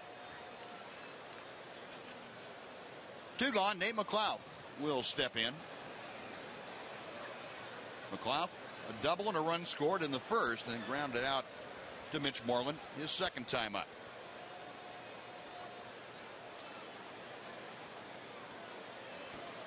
Mac, you watched the games that the Rangers played on this last road trip, and people tend to look and say, well, you lost 3 in a row to the Yankees, and didn't do this, didn't do that. They didn't play bad baseball, did they? From what you saw? No, they didn't play bad baseball. And, Wash alluded to that when they got to Toronto. Normally they go to New York and they play terrible baseball and lose ball games, but for whatever reason they played fairly good baseball and still lost. But and it can happen that way. You just run into some good pitching, and they did. And it seems like this ball club, the 25 guys in that clubhouse and in Washington, the coaches, know the difference between getting beaten and then not playing good baseball and losing. Right. You know when that pitcher out there has his best game, and he's coming right after you and just getting outs. You know, you're not giving away at bats, you're putting good at bats together, but there are just days when you're going to lose no matter what you do. Yeah, that game Hiroki Kuroda threw against them, well, he backed it up, pitched pretty well against the Red Sox too last night. I think what you say about that game is he would have beaten anybody that day. Didn't matter whether it was the Rangers, Dodgers, Giants, you name it. Dempster with a 2-1 pitch. Kinsler to the backhand, on to first base, and that will do it for the Orioles. So no runs, a hit. One left. We've finished half the ball game in Arlington tonight. It's the Rangers 3 and the Orioles 1 on Fox Sports Southwest.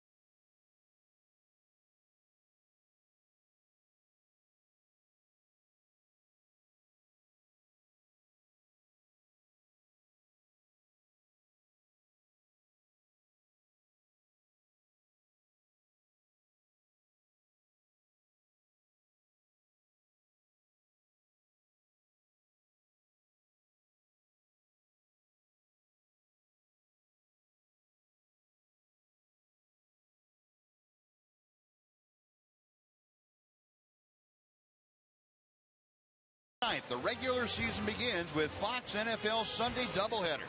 First, Robert Griffin III and the Redskins take on Drew Brees and the Saints. Then, in America's Game of the Week, the 49ers battle Aaron Rodgers and the Packers. Coverage begins Sunday, September the 9th, with the Built Ford Tough Fox NFL pregame show at 11 a.m. Check local listings for the game in your area.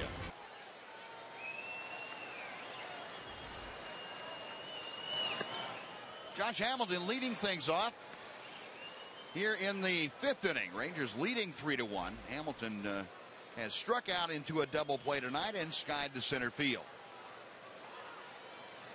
Miguel Gonzalez back to him, and the pitch tapped foul at home plate.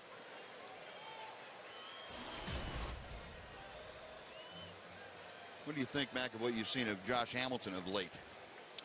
I think he's getting there. He's not exactly where he wants to be. He's having some good at bats, but then you could see him kind of slipping back to not being where he wants to be. But he definitely is dangerous at any point in time, because if he finds it, all it takes is one swing. Yeah. Yeah. You know, in that last at bat, he laid off a couple of close pitches to run the count to 3-2, and then swung at the one down and out of the strike zone. Got a little bit greedy. I think he was just anticipating he was going to throw him a good pitch to hit on the 3-2 pitch, and couldn't hold up. Josh, but if you look at the last 12 games, he's hit 5 home runs and driven in 12 runs. So if you take an RBI a game for the rest of the way from him, I think you'd be pretty happy. Yeah. 2-2 pitch. I think the key for him really is being quiet in his approach. And when he starts getting into trouble, he starts to jump out there after the ball. Yeah. You can see it when he's going well. He's just nice and quiet, goes back and does his weight transfer, and then he just explodes. But when he's not going well, he's jumping out there at the ball. And that's what most hitters do when they're not swinging the bat well. They're trying to rush things. And by being quiet, you're talking about not a whole lot of movement, excess movement in your swing? Well, just in his approach here, as he's going to go back, now he comes forward. It's nice and smooth. It's not a jump out there to go get the ball and hurry and swing. Not a jerky movement. Right. Okay. That worked out pretty well. There's a line drive to left to start things up. Rangers have had their leadoff man aboard now 4 of the 5 innings tonight. Well, I talked him through this. He obviously heard me and just decided to stay back and be smooth with it and take it the other way. But that's what he's got to do, is just be nice and calm and not jump from this point on. It's just nice and smooth. And there he goes. Hands come through. Take it the other way. Both you and Tom now have had a pipeline down to the hitter, because Tom suggested that when Murphy got the base hit right before that he bloop one in after having lined out, and I'll be darned if he didn't bloop one in. They're listening. They're listening. They've got it. The line drives weren't working. They were going right at people. That's true. You got to go for. You got to find a weakness out there. Plan B. Yeah, you got to find a weakness. Hey, that blooper's going to look like a line drive tomorrow. Just ask Mitch Moreland. No, that's not going to look. No, I don't care how you dress that one up. That's going to have an asterisk in the box score. It was so bad. At least in the clubhouse, it's going to have an asterisk by it. He won't get away with that one. Beltre shoots one high in the air, shallow right center field. Markakis and Jones conversing. Jones makes the catch, and that is out number 1. Let's head back to the Fox Sports Southwest studios and a game break brought to you by Mazda CX-5. Here's Dana Larson. Dana.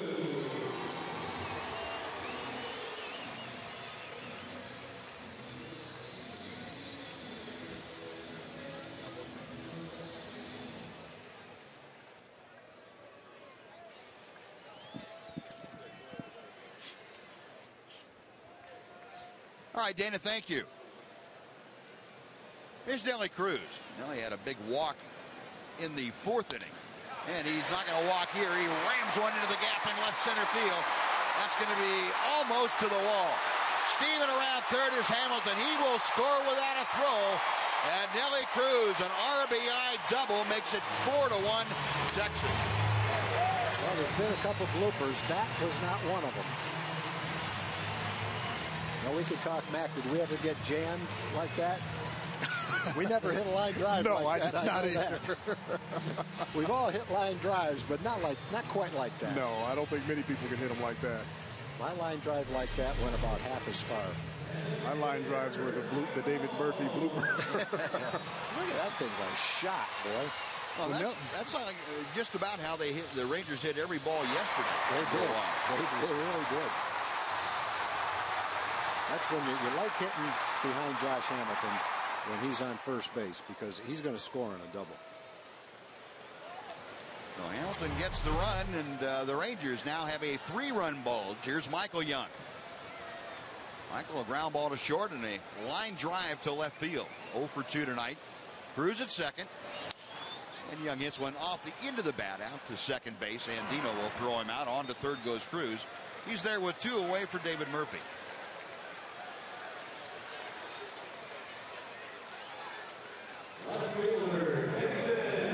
Kevin Gregg, big right-hander, up and loosening in the Oriole bullpen. A double, by the way, for Nelly Cruz, his 34th of the year. That's a new career high for the Ranger right fielder. And David Murphy's not going to get a chance to swing the bat. That blooper scared him off. Well, percentage-wise, it's a good move. Left-hand hitter hitting over 300. The other side of it is Giovanni Soto's had 4 base hits in the last 2 games. He's swinging the bat pretty well right now, too. Had an RBI hit his last time up. Buck Showalter down there in the Oriole dugout, checking all of his notes.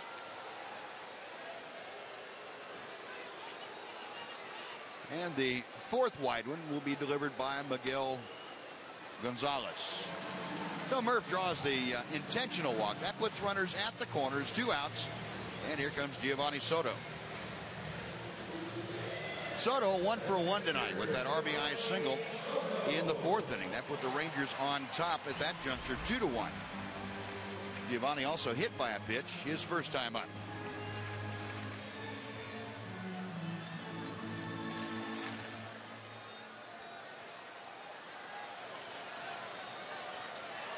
Soto, as you see now, at 239 with the average in a Ranger uniform. 7 RBI. Chance to pick up 1 or 2 more here. Ball 1. That really made Gonzalez work.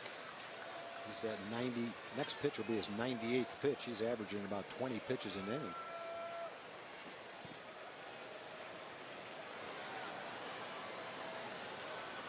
Rangers have 4 runs on 8 hits against Gonzalez. The 1-0 pitch. Took something off it and had Soto out in front. It's 1-1.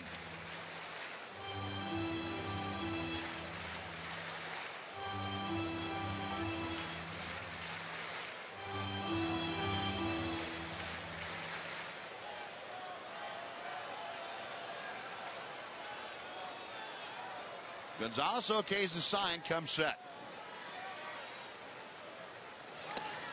And a strike hits the inside corner about knee high. It's 1-2.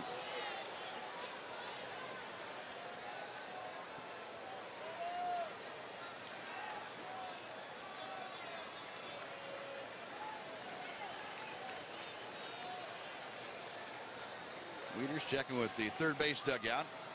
Looks like he wants to have a little toss to first base. No, he doesn't. It's a ground ball to third. They're going to go the short way for the force play. Side retire. The Rangers, however, score another one. Run on a couple hits. They strand 2. 5 innings in the books. Rangers leading 4-1. Mark McLemore, thanks very much for joining us. We will catch you on Rangers Live after the game. We'll see you later. All right.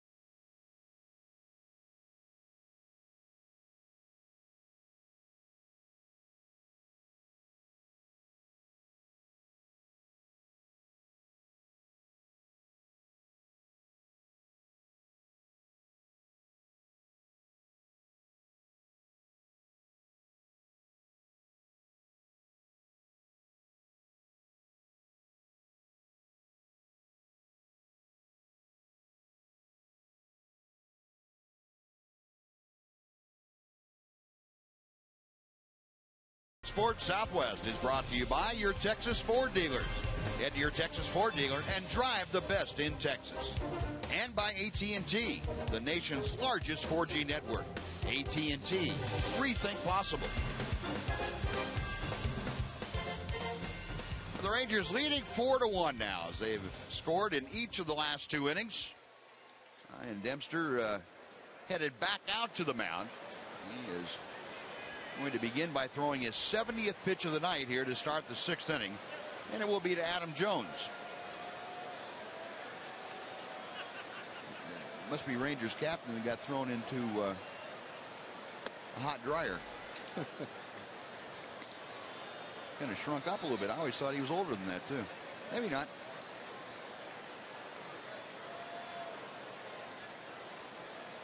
Jones 2 for 2 tonight. Pair of singles and takes the pitch high. He's ahead of the count now, 2-0. Adam Jones an RBI single in the first, driving in his 63rd run of the year. And then he led off the 4th with a single, but Dempster able to work around that. The 2-0 pitch.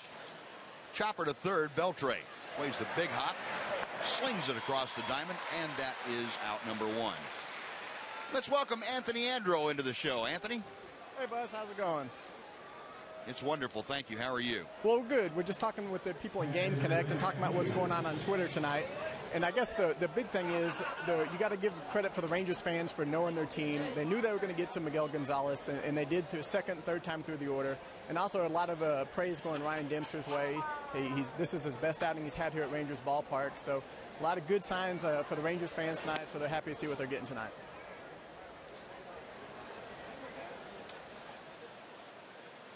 1 ball and no strikes to count to Matt Wieters. You know, all kinds of stuff going on tonight. It's a varied interest show tonight. I like that. Wieters 0 for 2, a strikeout and a fly ball to center. Here are the bloggers, by the way, in the Game Connect. Jamie Newberg and company. James Holland down there. And I understand that Jim Knox will talk with Jamie Newberg a little later on in the show. Adam Morris. Interesting stuff. Are you a big blogger, Tom? I'm not a blogger, no. I do enjoy Jamie Newberg, though. Yeah. He's very informative, prolific, and I appreciate everything that he does to promote the Rangers. But I am not a blogger myself. 2 balls and no strikes as Dempster misses wide to Wieters.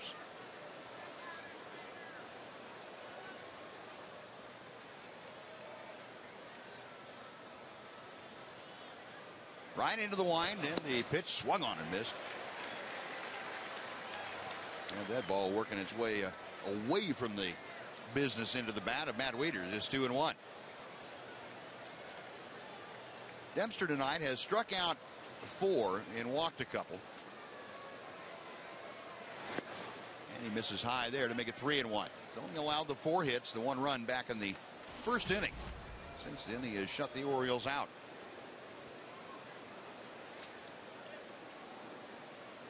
Three-1 pitch on the way. And the count is full. Buzz, would you say that Ryan has a pretty good assortment of pitches tonight? He does that. He does that. Good breaking ball, a great splitter. Or changeup, whatever you want to call it. It's a splitter as far as I'm concerned. And the fastball command has been outstanding. And Wieters rolls over on a 3-2 fastball, and he pulls it right to Kinsler. He's not too happy. Anytime the hitter carries his bat halfway to first base, he's not happy. Well, folks, we invite you to join the Rangers for Twitter Tuesday. Tomorrow afternoon, a Rangers player will answer the questions you tweet at Rangers.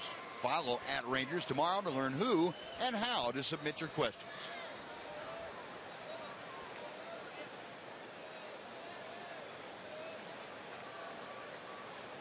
Two gone here in the Orioles' 6th inning, and Chris Davis comes up for his 3rd time. Davis is fouled out and struck out.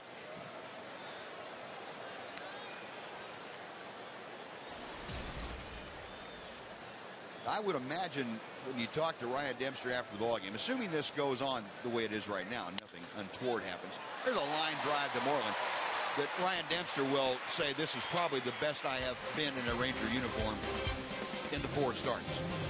Bottom of the 6th coming up in Arlington. Rangers 4, Orioles 1 on Fox Sports Southwest.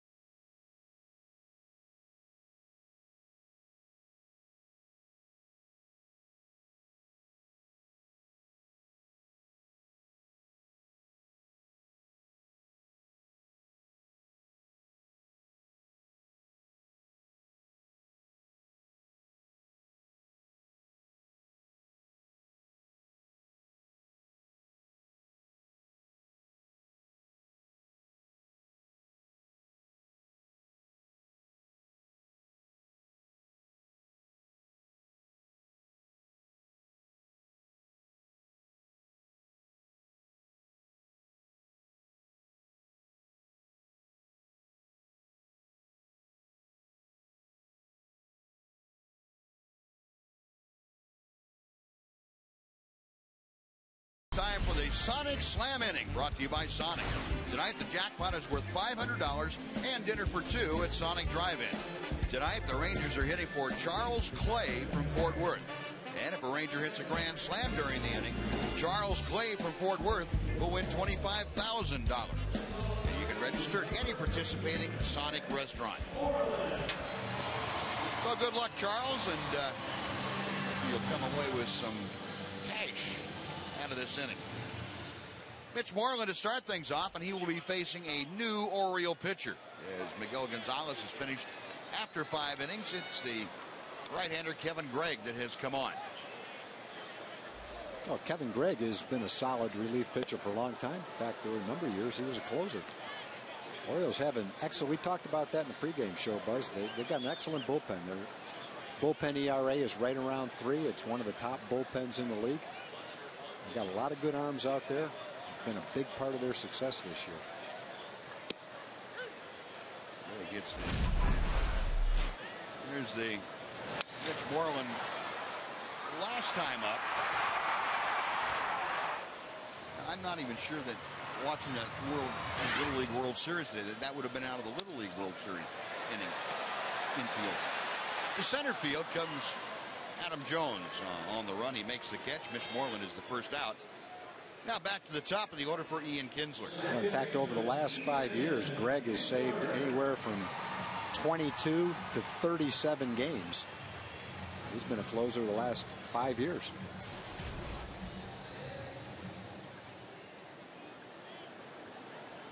Ian Kinsler stepping to the plate, had a sacrifice fly his last time up, driving in his 56th run of the year. 1 for 1 with that first inning double. Gregg's pitch hits the outside corner.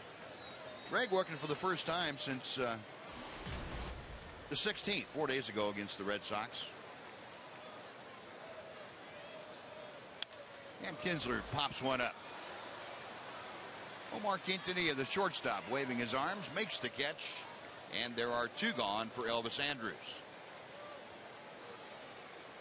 Well, Gregg, part of that bullpen is, we talked to you about statistically, one of the best in all of Major League Baseball. I mean, they have just been a lockdown pen, especially late in the ballgame.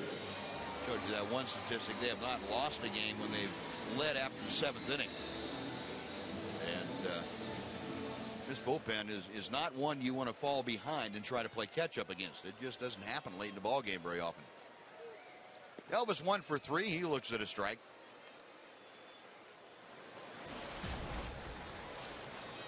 Andrus came in hitting at 300. He is still at 300. Showing bunt and takes it inside. He had Manny Machado, the third baseman, charging down the line. Machado started behind the bag. He's back there a couple of steps now, but he's a few steps closer than he was prior to that last pitch. 1-2 as Gregg throwing strike after strike.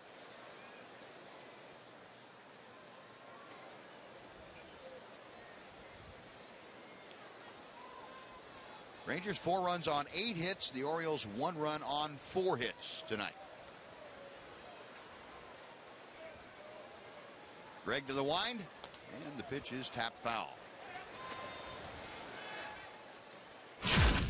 Now here's the Brown Hand Center great hands of the game, and this is a play made by Elvis Andrus earlier in the ball game against Manny Machado. That jump throw from well into shallow left field. Now Elvis here swings, drives the ball pretty deep to right center, but backing up with room is Adam Jones, and he makes the grab. Rangers go in order. We finished 6 innings in Arlington. The Rangers 4, the Orioles 1 on Fox Sports Southwest.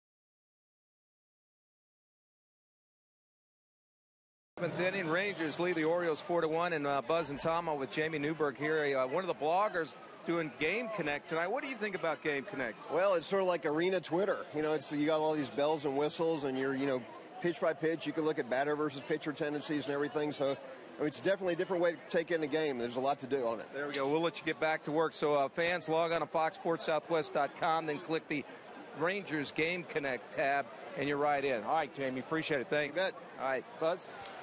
All right, Jim, thank you. Now back to work is Ryan Dempster facing the bottom third of the Oriole order. And first ball swinging. Mark Reynolds hits one high in the air to center field, backing up Josh Hamilton. Plenty of room. And makes the catch. One pitch and one away. Well, Reynolds 0 for 2 on a couple of fly balls and a walk against Dempster. Now Omar Quintanilla will step to the plate. Ryan Dempster now has retired the last 6 that he's faced and 8 of the last 9.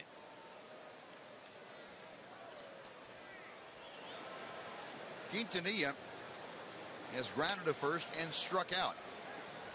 0 for 2 this evening, and that batting average standing in an even 280. 1 ball, no strikes.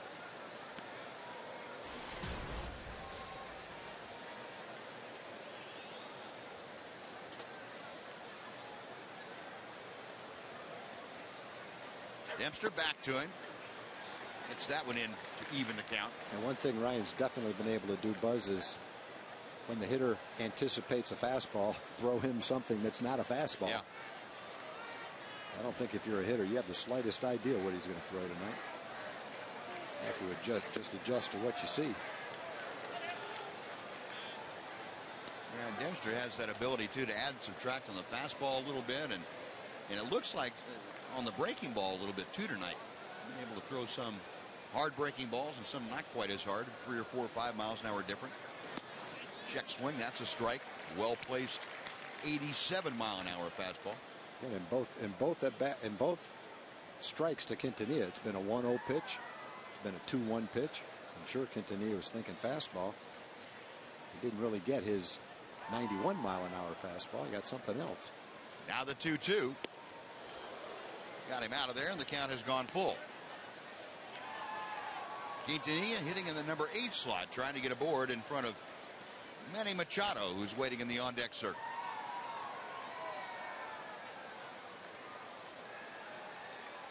Dempster with a payoff pitch. Got him swinging. Same pitch. I don't know what that is. Is it a cutter? I think that's a splitter. Splitter? I think so. I don't know. My guess is that it is. It sure looks like it. Could be a slider. Whatever it was, he swung and missed at it. Yep. 5th time that Dempster has struck out an Oriole hitter tonight. And 2 away. Machado, one of those 5 strikeout victims. 0-1.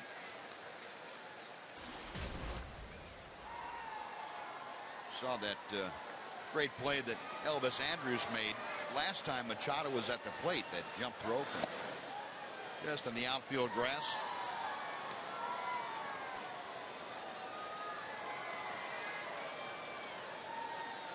A ball and a strike.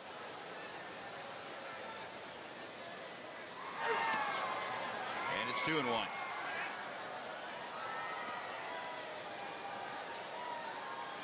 Machado, rated by Baseball America to be the 11th best prospect in all of minor league baseball. That's pretty high praise for this young man at 20 years of age. He's going to be 0 for 3 as David Murphy camps underneath that high fly ball, and that will do it. 8 straight sent down by Ryan Dempster. Stretch time at the ballpark. Rangers 4, Orioles 1 on Fox Sports Southwest.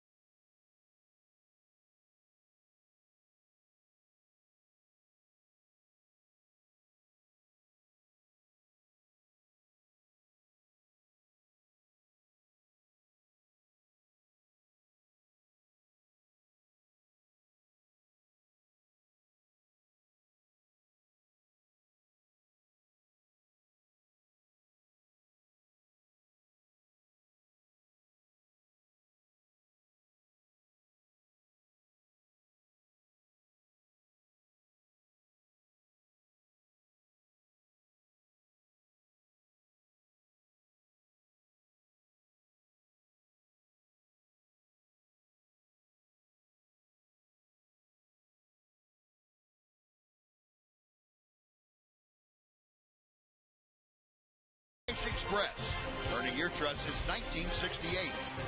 And by Jack in the Box. Get the All-American Jack Combo, a no-nonsense burger, fries, and a drink for only $4.99 plus tax. The Rangers leading 4-1. Josh Hamilton getting ready to start things off. It will be against another new pitcher, Matt Lindstrom, for the Orioles. There's another guy that's got a great arm out in the Oriole bullpen. Having a solid season. 2.36 ERA. Only giving up 1 home run in 34 innings. Lindstrom came over from the Colorado Rockies this past February as Hamilton swings and misses. That's turning out to be the most one-sided deal of the year because Jeremy Guthrie went to Colorado from Baltimore, and the Orioles got not only Lindstrom but Jason Hamill, who has fit right at the top of their rotation. That's a good deal. And Jeremy Guthrie now is pitching in Kansas City. You know, the amazing thing about Jeremy Guthrie, he got bombed in Colorado. He's on like a 21 inning scoreless streak right now, pitching pretty good for Kansas City. Not doing Colorado any good, though. Hamilton fouls the next pitch away. It's 1 ball, 2 strikes. Yeah, Colorado's left holding nothing. Yeah, you look at the acquisitions the Orioles have made. Jason Hamill, one of their starters.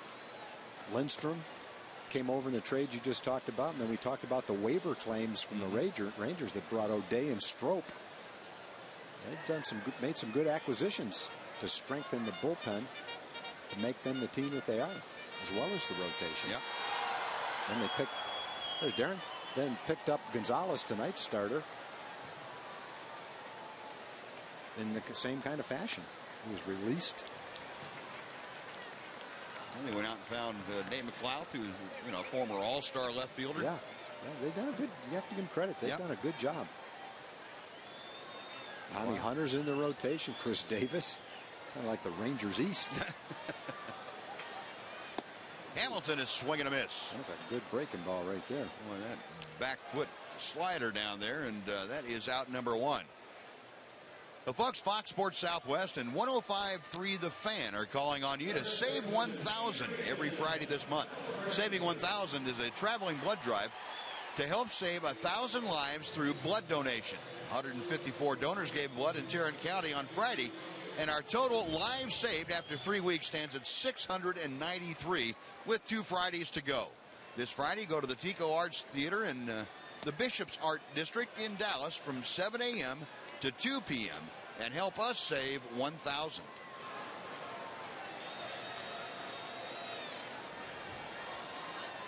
Well, Lindstrom had a season 2010. He saved 23 games with the Astros. So another guy that's pitching middle relief who's been a closer. We saw Greg. He's been a closer for 5 years, pitching in middle relief. Now Lindstrom. Now that bullpen is pretty well loaded. They got some guys, especially at the back end. I mean, they just 8th and 9th innings are pretty much theirs. Pitch foul back, and Beltran now down in an 0-2 hole. Adrian 1 for 3 tonight, although he's had 3 good at bats as far as swinging the bat. He had a lot to show for it, but he looks like he's starting to get back on one of his streaks where he's going to tear it apart for a month or so. The 0-2. This is skied to center field. Not very deep. Ball high enough that Adam Jones able to run underneath it. That is out number 2. Well, let's head back to our Fox Sports Southwest studios. Another game break, and Dana Larson is with us. Dana.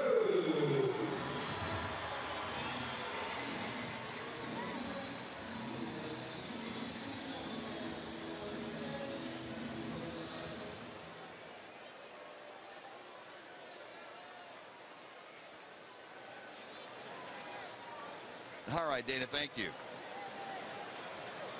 Here the Rangers lead 4-1 as Nelly Cruz bats with the bases empty and 2 outs in the 7th inning. He looks at a strike. Lindstrom the advantage in the count at 0-1. Nelly crashing double to the gap in left center his last time up. That brought home Josh Hamilton with the 4th Ranger run. 0-2 now as Cruz takes a strike.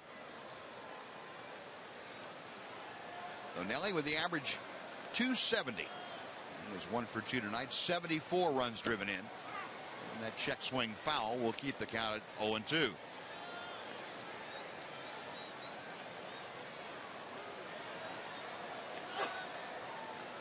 You know, Mark McLemore was talking about Josh Hamilton's approach as being quiet now when it's good. Nelly Cruz has gotten real quiet. Yeah, Nelly's been really relaxed up at the plate. Not overswinging. Trying not to overswing. Occasionally everybody does. Stroke that double to left center field with authority. He's hit a bunch of balls in the last couple of weeks the same way to right field. Line drives to right field. Of course, he had the home run the other day. And the Rangers win where they only scored 2 runs. 1-2 pitch, and just to get a piece of it, so now he stays alive.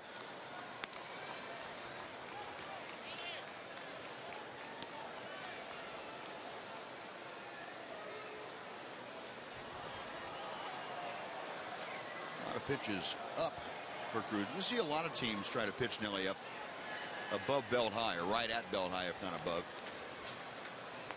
Got him swinging. Breaking ball down and away, and Lindstrom comes in, gets a couple of strikeouts, and he sends the Rangers down in order in the 7th. After 7 complete, Rangers 4, Orioles 1 on Fox Sports Southwest.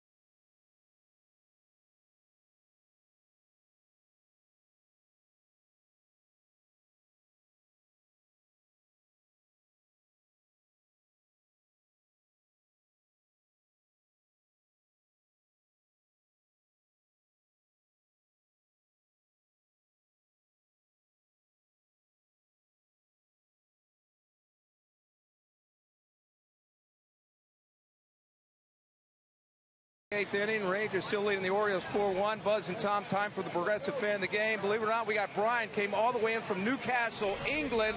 Loves the Rangers. How'd you become Ranger fan? This is fabulous. I'm a massive Rangers fan. How'd you become a Ranger fan? My friends, my buddies here brought me to my first baseball game. I'm loving it. Lovely jubbly. What do you think about the Rangers then, Brian? Oh, they're lovely jubbly. Lovely jubbly. Lovely jubbly. Well, here's the bag. There we go. Appreciate it. Thank you, Brian. Enjoy the rest of the game. Good day, mate. There you go.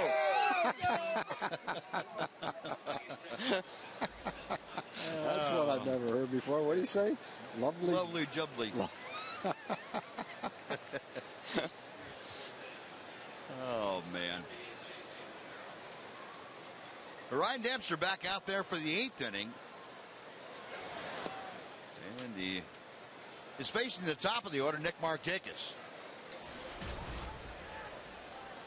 Markakis tonight 1 for 2. He has singled and walked, and he has grounded it out to first. Dempster with a 1-1 pitch, and there's a chopper foul outside first. It goes to a ball and 2 strikes. I'd like to know how many different nationalities Jim Knox has said "good day, mate" to. I don't know. I think it's got to be somewhere between 5 and 10. However many different ones he has interviewed. But I think he tries to fit that in there. He does.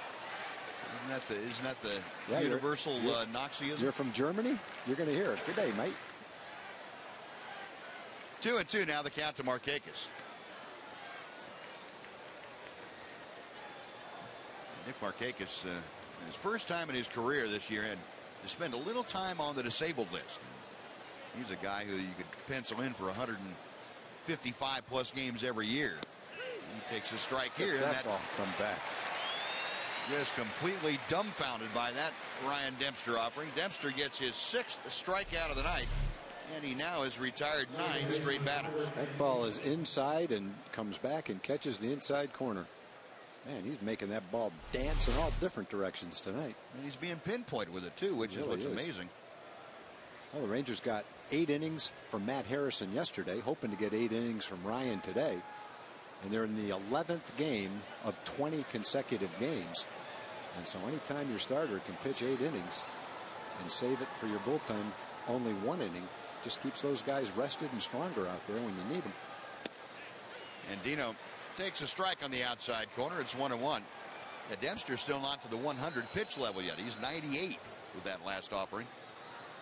Very efficient, very workmanlike tonight from Ryan Dempster. 1-1 pitch. And it's 1-2. Another one that came back. Let's go down to Emily Jones. Emily? Well, guys, you were talking about this stretch, and as far as the position players are concerned, Ron Washington said he's not necessarily looking to get his regulars days rest anymore. He said he'll let them dictate whether or not they need a blow here and there. But he said as far as the looking for days here and there to get regulars a day off, he said it's time to kick it into gear. We're getting toward the end of the season, so there's not going to be much of that from here on out. All right, yeah, that's a great point. Wash understands exactly what's happening. I mean, he reads his players as Kinsler throws out Andino for the second out. He reads players as well as anybody I've ever been around, knowing when he feels they need a time off, and when he knows he can walk up to him and say, look, it's that time. We got to get going here, and expect him to respond. Yep, and I think he's at that time right now. Yep.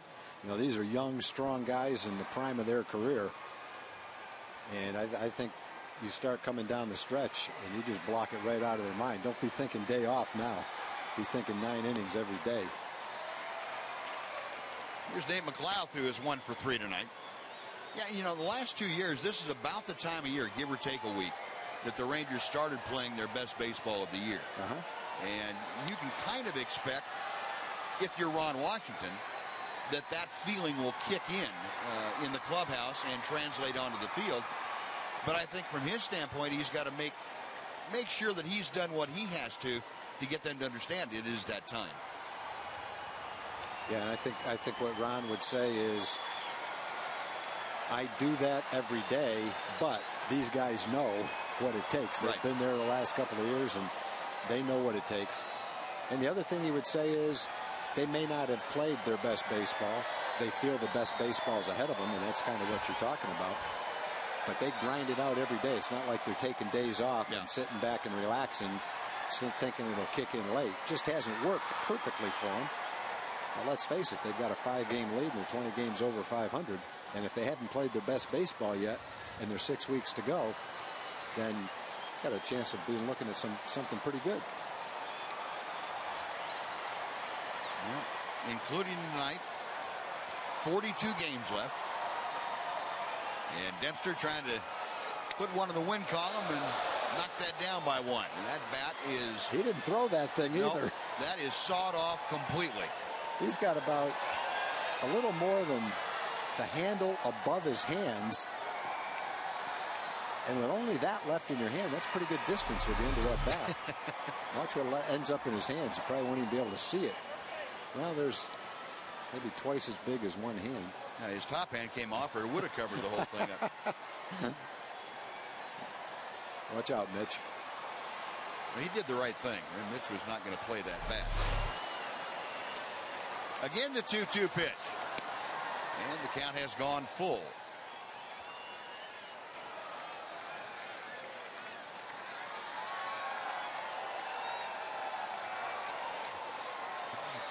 Dempster, feet spread apart, into the wind he goes, and the payoff pitch is fouled away.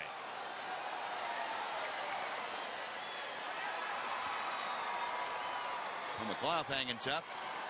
If he gets aboard, the cleanup man, Adam Jones, would get a shot here in the 8th inning.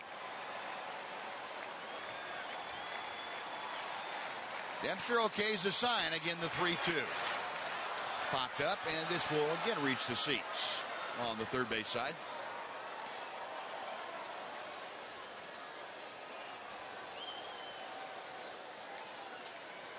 Well, McDonald's bringing you this date in Rangers history. August the 20th of 1986. Dale Mahorsic, remember the horse? I sure do. Pitches in his 13th consecutive game, and that ties a major league record. He beat Kansas City 7-1. Brought to you by McDonald's $1 drink menu. If there was ever a blue-collar worker, it was Dale Mahorsic, boy. If Bobby Valentine wanted to pitch him 40 straight days, he wouldn't have said no. He was something. I remember that streak that he was on.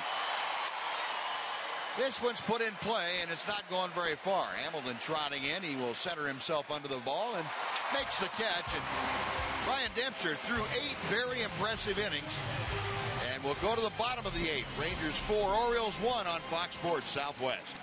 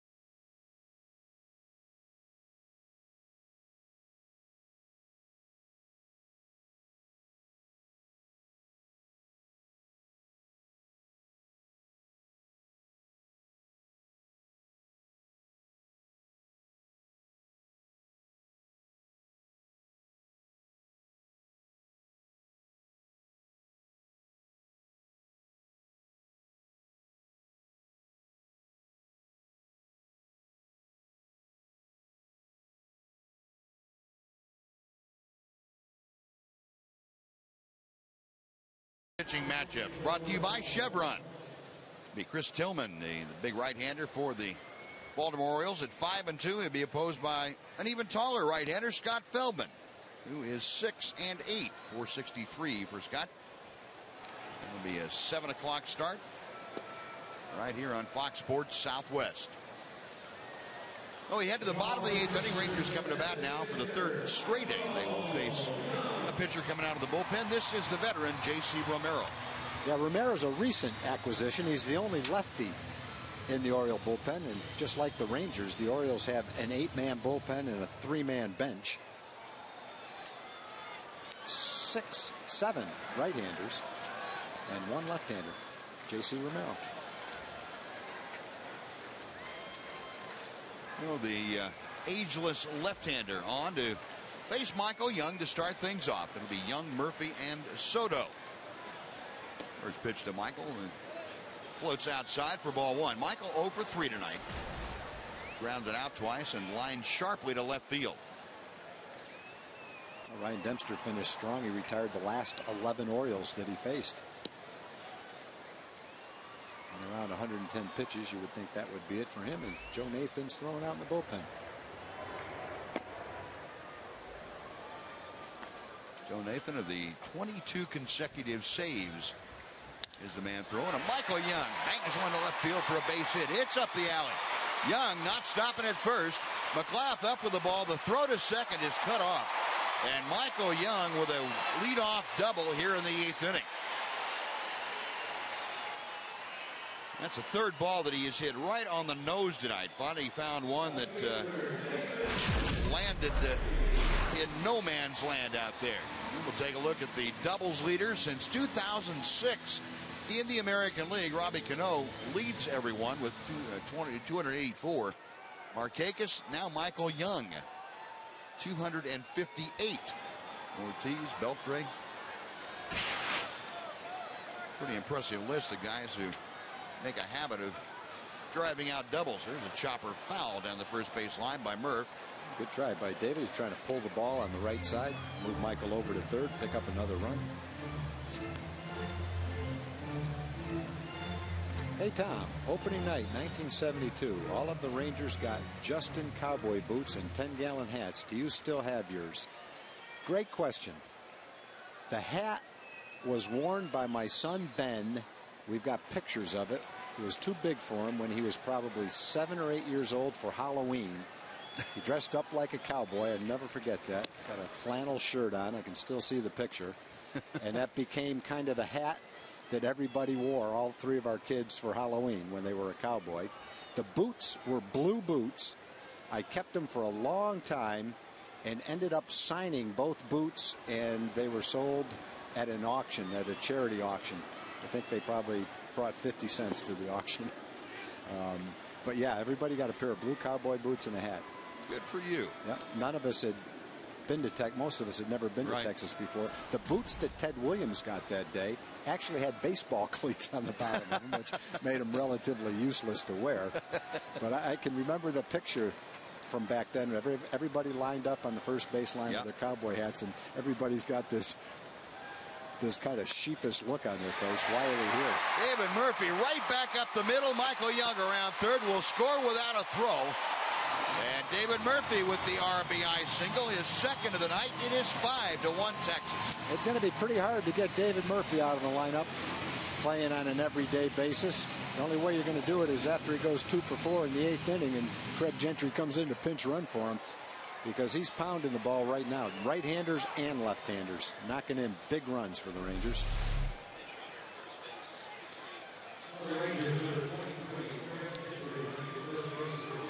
Well, a left-hander cannot afford to throw a pitch on the inner half of the plate. No. Murphy's going to kill it.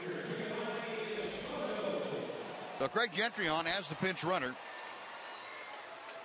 He takes over for Murph at first. He will take over in center field as the Rangers go out in the 9th inning. And here's Giovanni Soto.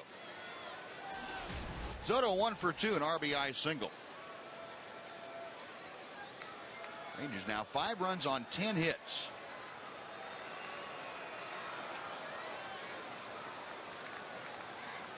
Romero's next pitch. And it's a ball, no balls and 2 strikes, I would say.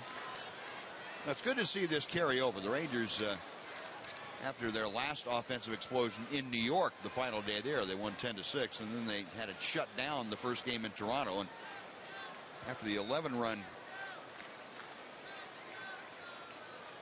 or 19-hit outburst yesterday, they were able to come back here tonight and put up 10 hits against some guys who had been pitching pretty well. Has been a good, solid game for the Rangers. They really haven't had to make any terrific defensive plays. Ryan Dempster's been terrific all night long. A little luck in the first inning. He might have no runs and 2 hits. And the Rangers got some big hits, too. There's Dempster, and right arm wrapped up on the bench. Ryan hadn't pitched in a week. And maybe that extra time off gave him a little extra energy tonight. There goes Gentry. He will steal second without even throwing. No need to throw. Wieters did anyway, but Gentry in the stolen base, and he read Romero's first move, and he was gone. Yeah, if you read the move and he doesn't throw to first base, you're going to steal second against him. He takes so much time to get the ball home. Almost looks like he's pitching from a windup. Gentry had a 30-foot jump before Romero let go of the ball. But 3-2 now, the count to Giovanni Soto. In the air, pretty well hit to center field. That'll push Jones back. Gentry will tag at second. Catch is made. Gentry going to third. The throw comes in, and it's not in time. That's why you back it up. So 1 out now, a runner at third, and before the next hitter steps in, let's go to John Radigan for a preview of Rangers Live tonight, John. Yeah, out here in the Captain Morgan Club buzz. Get ready for Rangers Live. We've got lots of postgame. That's the thing we like to bring you the most, postgame reaction. But Mark McLemore joins me, and our Fox Sports Game Connect night continues. I've already gotten a bunch of questions for Mark McLemore. We'll ask him some of those, get his analysis. Lots of postgame reaction, too, right after this one on Rangers Live, guys. All right, John, thank you. Look forward to that. Forward to having a lot of good things to talk about tonight. There have been 8 innings filled with them so far, and here's Mitch Moreland to try and add a little more fuel to that fire. Orioles pulling their infield all the way in with 1 out. Gentry at third. Moreland 1 for 3 this evening.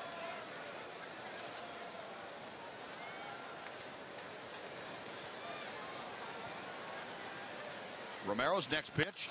And Moreland, a line drive right at Reynolds. I don't think Mitch can hit the ball any harder than that.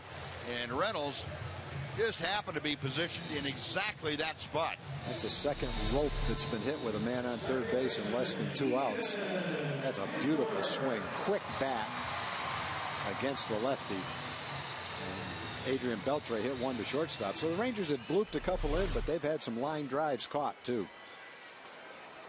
Joe Nathan, Tanner Shepard's up and joining Joe Nathan. What would you say? 4 runs it's Nathan, 5 runs it's Shepard? You know, Wash had said he was going to try not to use Nathan in non-save situations for a while. Okay. We'll see what. No, before it had been that way. It had been a 4-run rule. Yeah. So we'll see what Wash is deciding to do in this game. Look at the Orioles have the middle of their order coming up. So that may dictate a little bit how comfortable Ron feels with the middle of that Oriole order and a 4-run lead. Unless Ian can add on right here. Pitch outside to Kinsler, and it's 2 balls and no strikes. Ian 1 for 2 tonight. He's had a walk, a sacrifice fly, and also a double.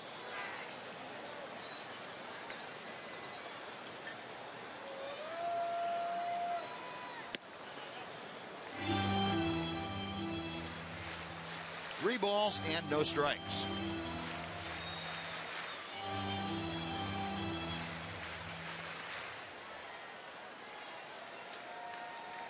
Left-hander Romero is ready. And the 3-0 pitch is inside, ball 4. And there are 2 aboard with 2 out, and Elvis Andrus coming up.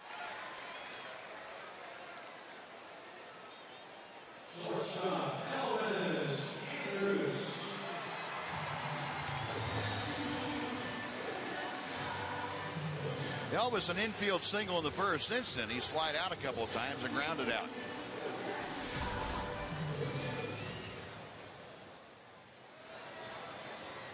Rangers with great speed to work with, both on the bases and at the plate.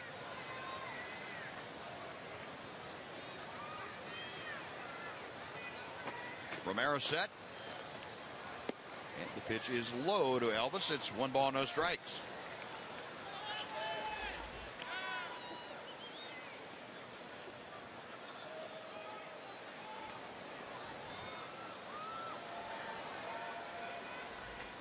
Gentry the runner at third, Kinsler at first.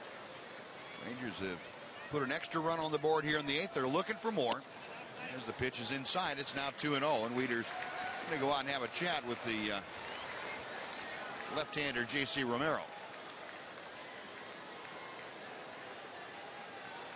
The inning started with Michael Young's double to left center.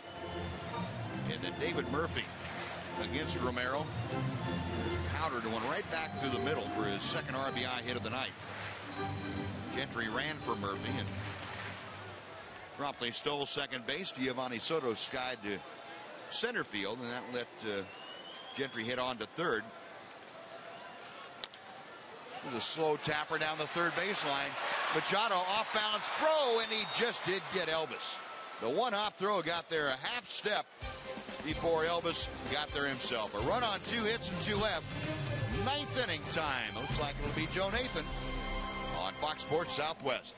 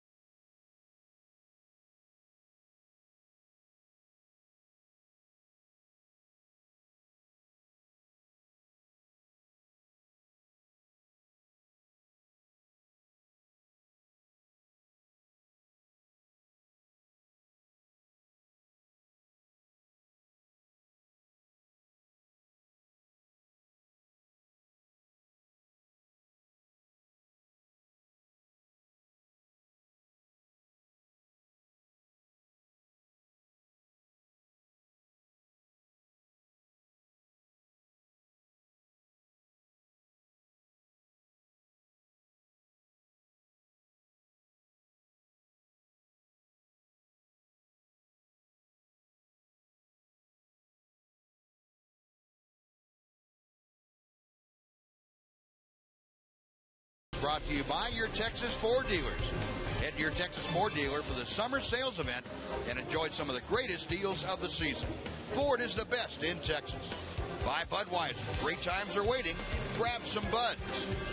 And by the Progressive Insurance Group. For a money-saving car insurance quote, call 1-800-PROGRESSIVE today.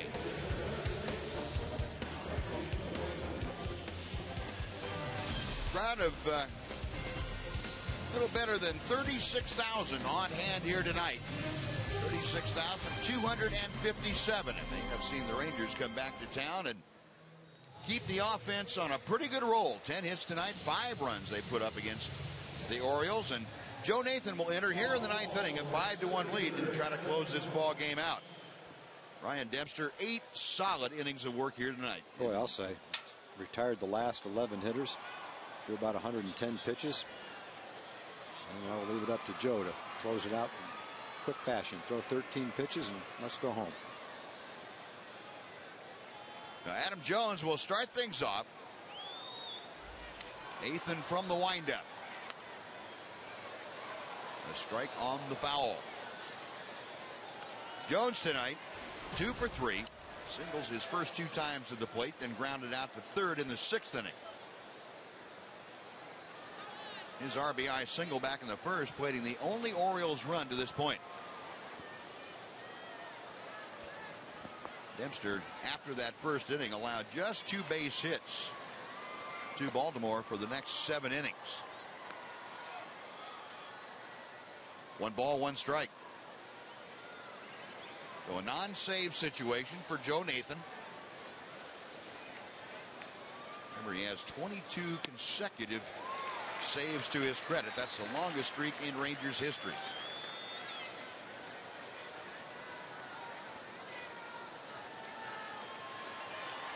One and 2, the count to Jones.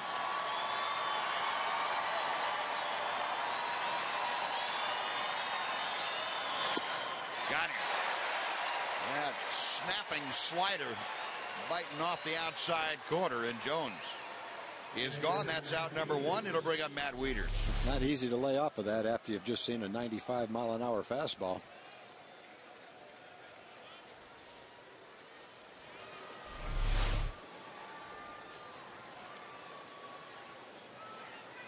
Wieters a switch hitter. Batting from the left side against the righty Nathan. Wieters 0 for 3 tonight. A strikeout, a fly ball, and a ground out. 0-1 the count.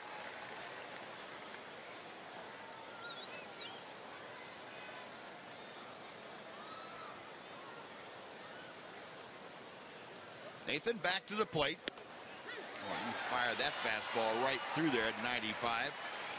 And it's 0-2.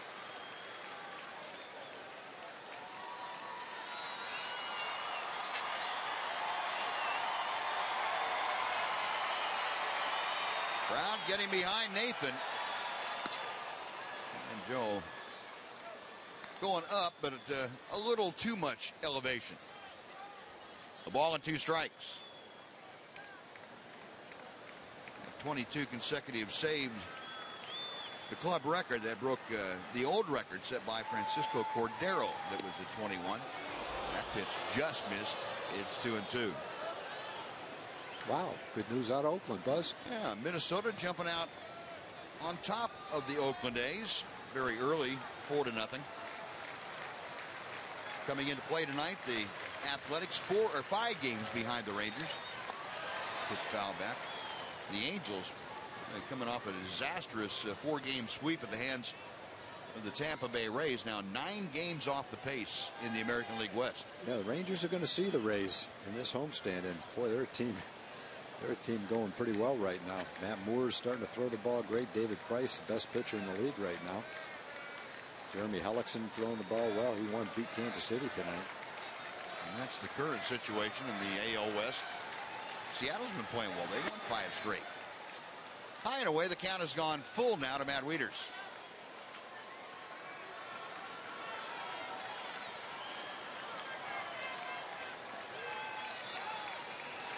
Nathan regrouping mentally as he steps back onto the pitching rubber.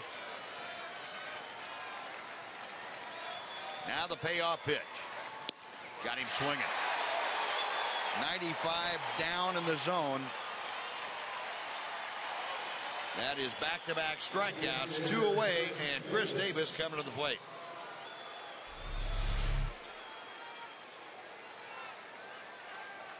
Nothing fancy there. No. Well, the Rangers 1 out away from getting back to that 21 games over 500 mark, which has been their high water mark. They've been that way.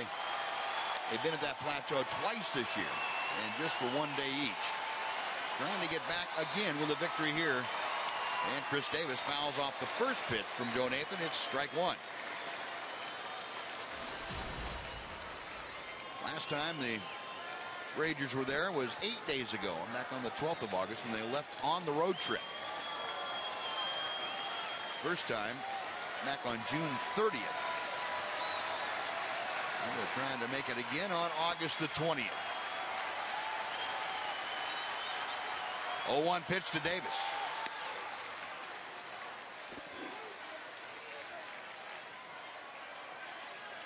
A pretty good assortment of hats right there. Yeah. Ranger gear everywhere.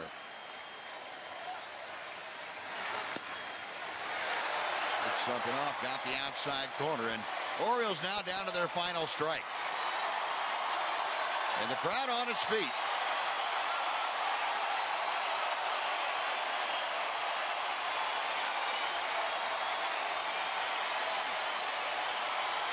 Nathan to the wind. Got him swinging. A mow him down inning for Joe Nathan. He strikes out the side in order, and the Rangers are back to 21 games over 500 as they defeat the Baltimore Orioles here 5-1 tonight. Ryan Dempster gets his second win in a Ranger uniform, and I've got to think this is the best we have seen Ryan Dempster throw as a Ranger. Just as consistent as you can be. 11 consecutive retired to end his outing at 8 innings. Gave up just 1 run on 4 hits.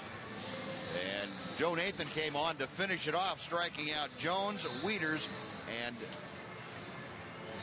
Chris Davis to end the ball game. Buzz, we were saying finish it out in 13 pitches. Took him 15.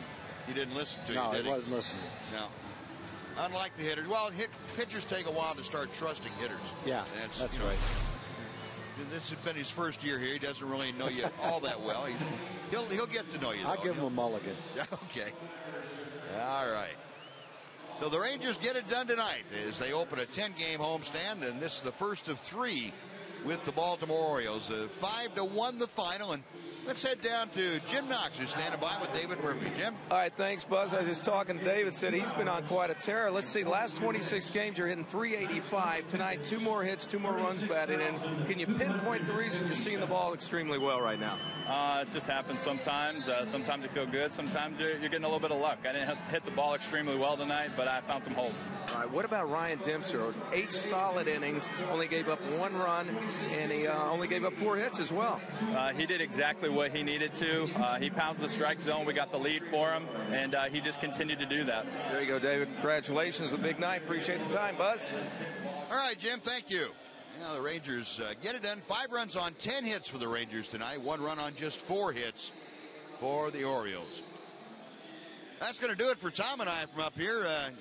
John Radigan, Mark McLemore will be back from the Captain Morgan Club to wrap up this ball game right after this short timeout on Fox Sports Southwest.